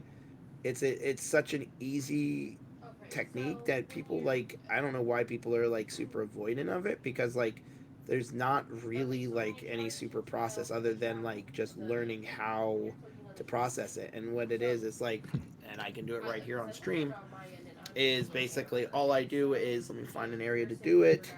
I've been doing it this whole time, but we'll just make sure we do it. Prime example is let me get some little green here off my palette. Not that y'all can see that, but I'm getting green right here. And then basically I'm going to take, you see I've got two brushes here, green brush, black brush. Green brush is going to be my spit brush. And basically I just wet it and I can just kind of tap and kind of spread in some of that green color in there, which you can kind of see from that angle. And then I can use this brush to kind of smooth it out. And then if I need to, let's say I put way too much green, like that, which you can see it's a copious amount of green, well, I go, oh, no, no, no, and I can actually smooth it out or spread it away as I go, see? And what it does is it adds more of those gradients because what I'm actually doing is I'm breaking the surface tension, the surface tension of the colors and stuff, and I'm actually kind of applying another color, but because it's already wet, I can actually use the other brush to kind of use my magical spit to kind of move it around. Magical spit. That's my partner. She'll concur. Not here without tonic. All right. Where's that? All right. Matt Herb. With non-metallic metal being all the rage right now, do you think traditional metals are underutilized or underexplored? I think all of them are good. Honestly, whether you're doing non-metallic metal, metallic metal, when I paint my true metallics, I paint them in the same way that I would if I was going to do non-metallic metal. So a lot of times people can't tell whether it's one or the other, and that's because I paint both of them very similar. In the fact of like I'm still paying attention to where my light is coming from and how I'm registering it the same way I would when I was painting, say, a figure that is in non-metallic or true metallic. And Mathematics kind of got a follow up on that. That's like, do you think that there's a problem in finding good metallic paints? No, because scale 75 exists, and scale 75 has some of the best metallic sets that I've ever seen in my life. And I will say that most people don't know it, but the color Chrome by Vallejo, I know I've got it here, right here. This Model Air metallic Chrome. This is such a crazy true metallic. Like it's like batshit crazy, like how bright it is. And I use it for I use it for my brightest highlights for everything. Am I going to do a bright highlight for copper? Yep. Guess what? Mixing chrome into it. Going to use a bright highlight, super bright highlight for my brightest highlight of gold. Mixing chrome into it. It's just such a bright. So understanding that it's like I can have these areas where. Like, am I painting with true metallic metal or am I painting non-metallic metal? I can't tell. Like, I would say that that's true metallic and non-metallic at the same time. It's all true metallic. So what gets me is like the dark gray part. Like that was the part that I was thinking was like non-metallic. Right here? Yeah, the dark spots. Yeah. Because all that is me shading darker colors over it. So like I can come in here and I'll just grab a little bit of this right here. I don't even care what color this is, right? I'm just gonna mix whatever this is. Right here. And just because I'm paying attention to the lighting. See, and then I can just come in here and kind of feather it out a little bit. That claim started, so you don't have to You see? And you Yeah. Get this. Hashtag 2-brush blending right there. Yeah, that's what I'm saying. It's like, at the end of the day, I think this is such a underused technique, because at the end of the day, it's like giving yourself a super eraser that you can use at any point, you know? Like at any point I can come in here and kind of like hit the, you know, and like some areas is like shit, you know, everybody uses washes to darken their stuff down. Well, you know, I went in and I applied a wash. Okay, but why? Well, because we were at the wash stage. What's next? The spin cycle? Like, no. Like, there's no wash stage. Like, you just use the proper technique that works for it. And people get too into, like, you have to use this or have to use that. But, like, here, one of my favorite colors I love using, and I tell everybody about it, is, first thing is, guys, dark sea blue is a magic color. Like, if Harry Potter was a color, like, this would be the color, because this color makes you a wizard. Okay? Dark Sea Blue by Model Color. Vallejo. Yep, this is by Vallejo Model Color, but you have to be really careful, because it is super magnetic. Oh. I literally thought that you had like an agitator in there, and you were literally like trying to stir it. I really want to show you something cool, and I can see if I can do it on stream. Let's see if I can. Boop, boop, boop, boop, boop. I love doing this sometimes.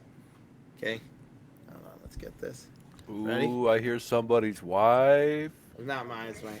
Ready? Hold on. Ready? Ready? Here we go. Watch it. Watch my hand. Let's see it start to come.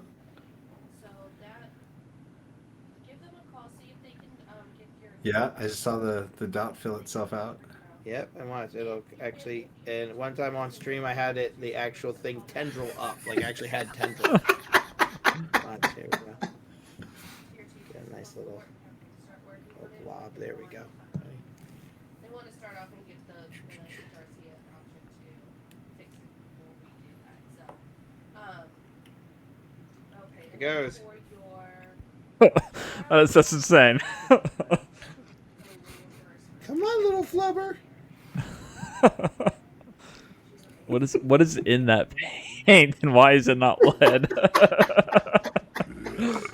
Here you go. Hold on, take it. Look at that. Look Jesus at Christ.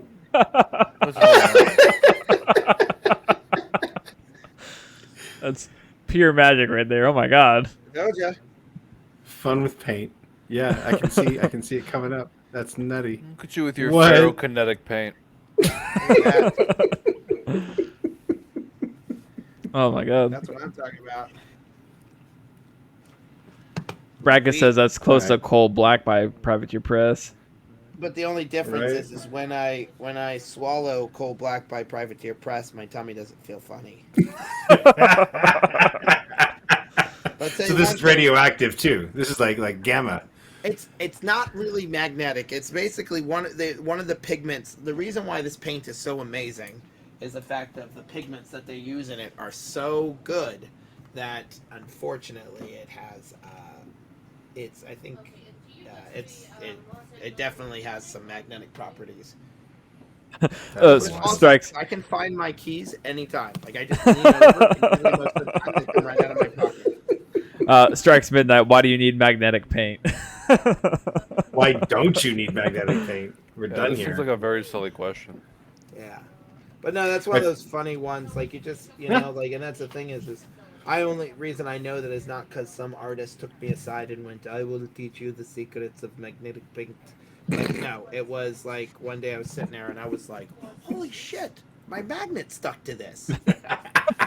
Why? So my question is if you have it like painted on a model, does it make the model magnetic too? I don't know. I don't want to. I'm terrified that think about like someone just paints most of their army in dark sea blue and then it rips off next to a strong magnet. You take it through the airport and it just pulls all the paint off your models. Like a 40-year-old who just held their sneeze in, just gone. We had one man. question from the Twitch stream earlier that was, what recommendations do you have for someone who's gotten older and has having a harder time seeing details? A magnifying glass. They have like the headsets. That can be a helpful one. Also like understanding like the better, like making sure that you have good lighting.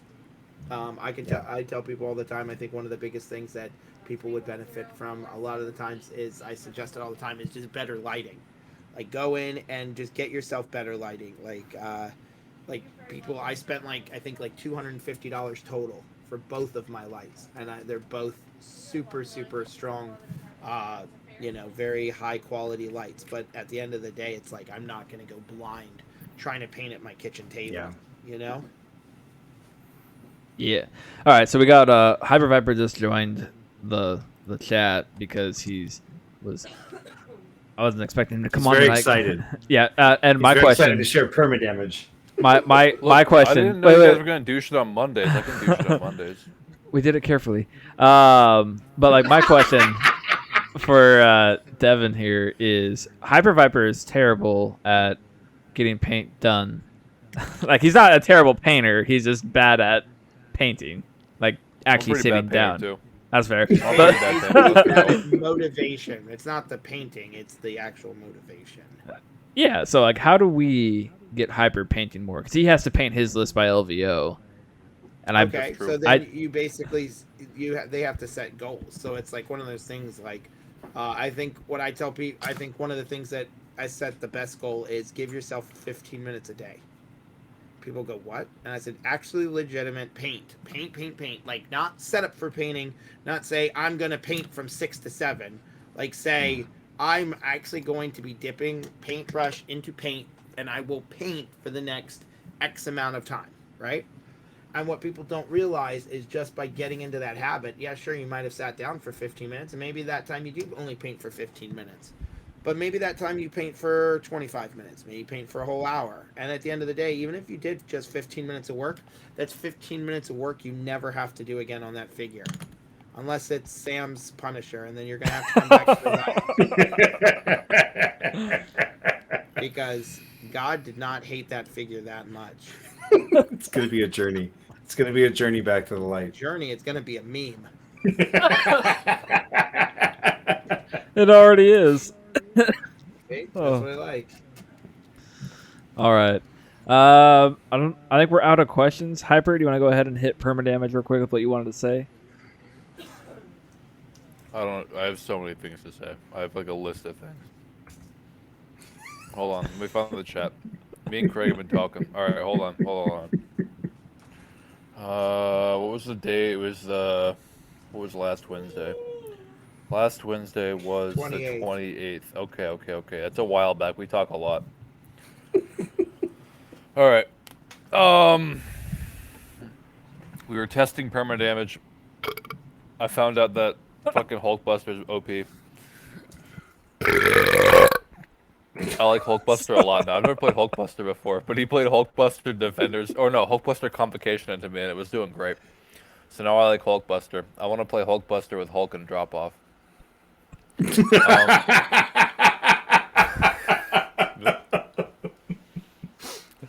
And then we talked about how I painted, because I did paint 2 of my 10 models, so I'm 1/5 of the way there, boys.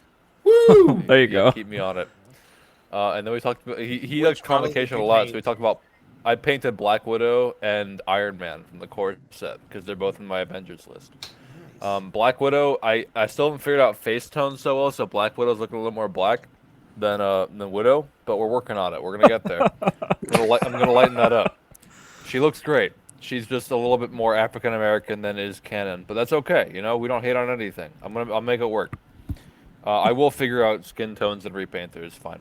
But the rest of her looks great. Her suit looks good. Her armor looks good. Iron Man is kind of more orange than red and yellow, but it's working out. Also, whenever I talk about Hulkbuster, Craig likes to send me the little gif of Bustin' Makes Me Feel Good from Ghostbusters. So that was fun.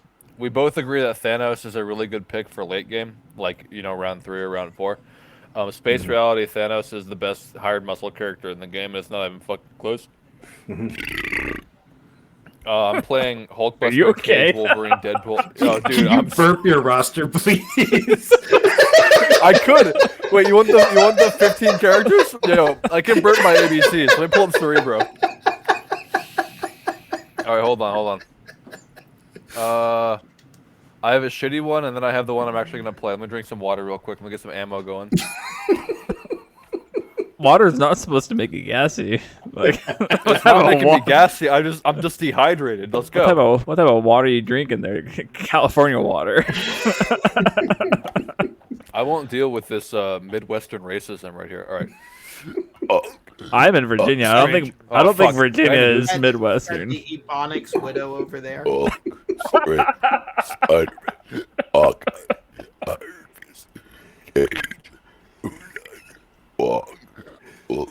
Oh fuck! I can't really do it right now. It's not gonna sound through the microphone at all. You sound like you're dying.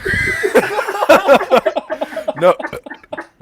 You remember that time you guys recorded an active man's death? I remember. Do you remember?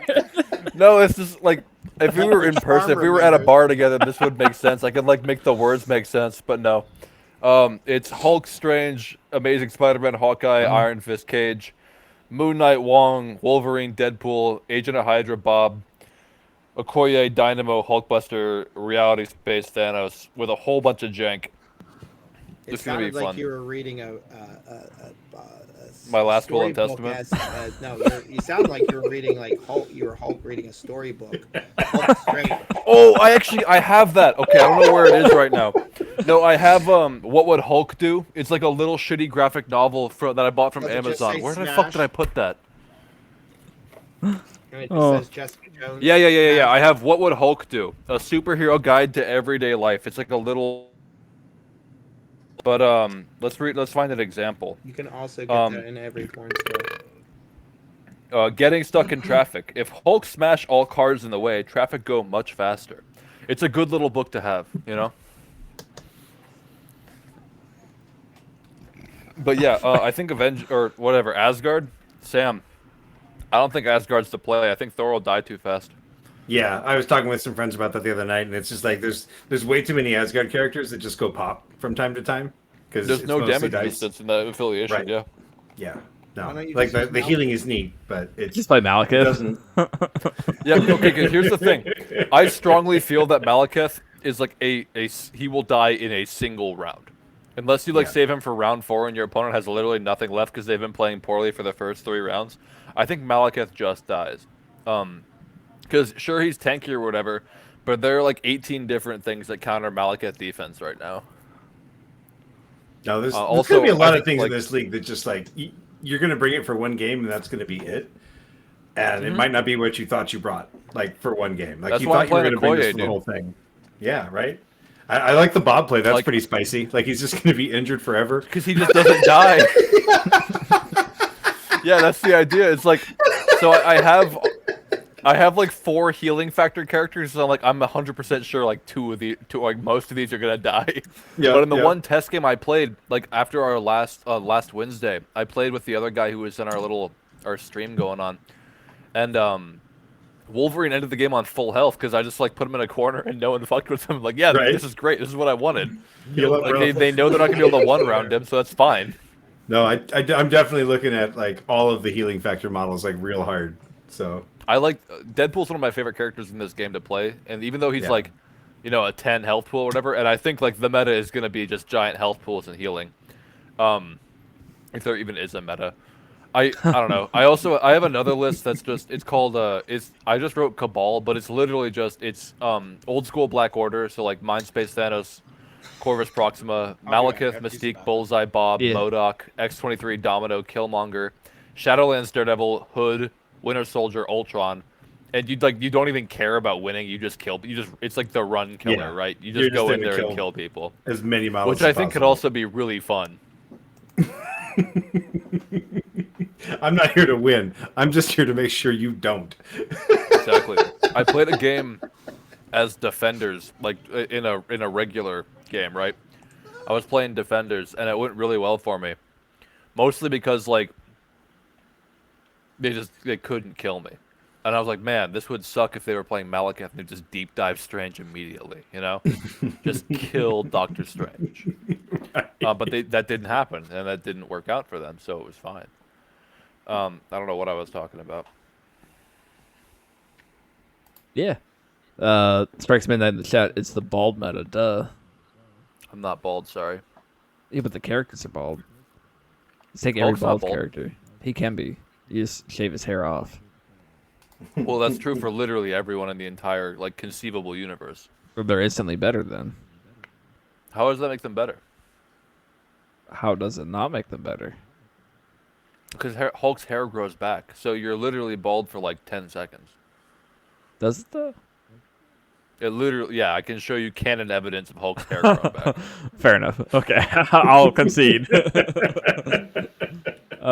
It's the same with Wolverine. He'll be like a skeleton, and then like 3 panels later, he'll have his fucking mullet back. Or his little sideburns, you know? That bald. Hey, I'm not... Strike Man says baldies are the best, but I thought she was saying baddies are the best. Like, whoa, whoa, whoa, whoa. I'll fix that in chat right now. Hold on.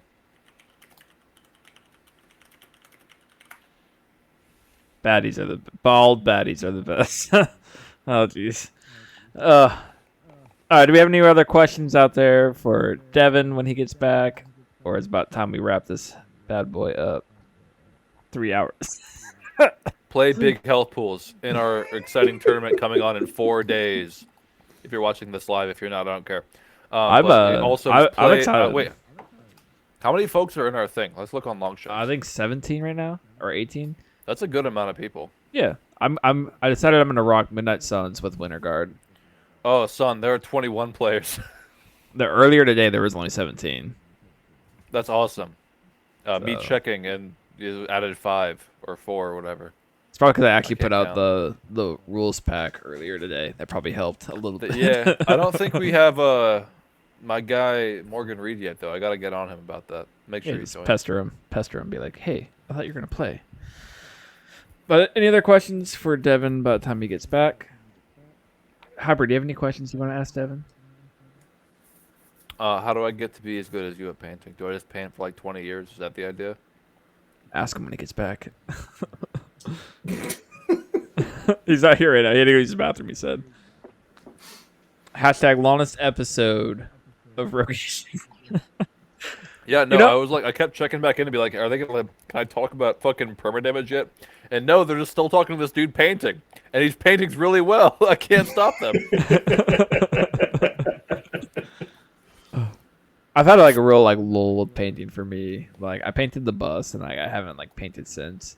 So like this is very been very much I want to paint now. Granted, I need to go to sleep because I actually have to work tomorrow, but I want to paint. And do what your heart tells you to. You know, you can be tired at work tomorrow. Y'all always go for longer podcasts. I don't know what happens. Like we originally set out to do like 1 hour long podcast, and that was it. And that never happened. It was like from the get go, like hour and a half, and then like we're like, okay, let's shoot for an hour and a half. All right, 2 hours. We're out of control now. And It's then like a side yeah, effect of the like it's just hanging out. So no, like you guys just want to hang out with whatever this guy's name with Cutthroatcure or whoever. Like we get into the flow of things and then it's just over.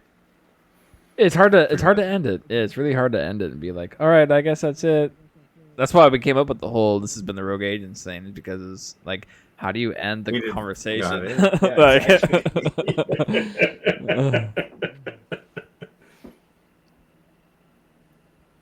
Well, I'm like half expecting him to come back with his. I am too, but I'm half expecting him to come back with a gas mask on. I'm gonna laugh if he just ghosts. Like, what? Oh, that's right. I had that podcast thing going on. I was back 20 minutes later.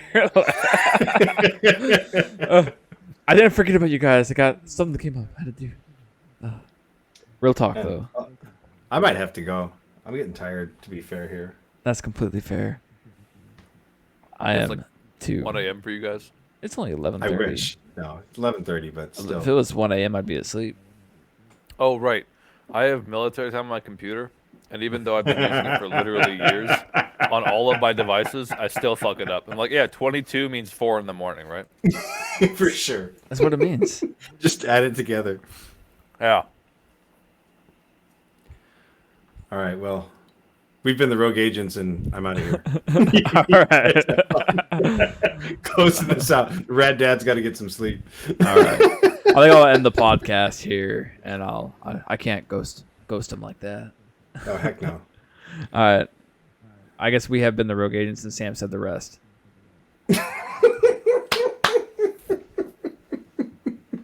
Oh, the soundboard ain't working. Oh no.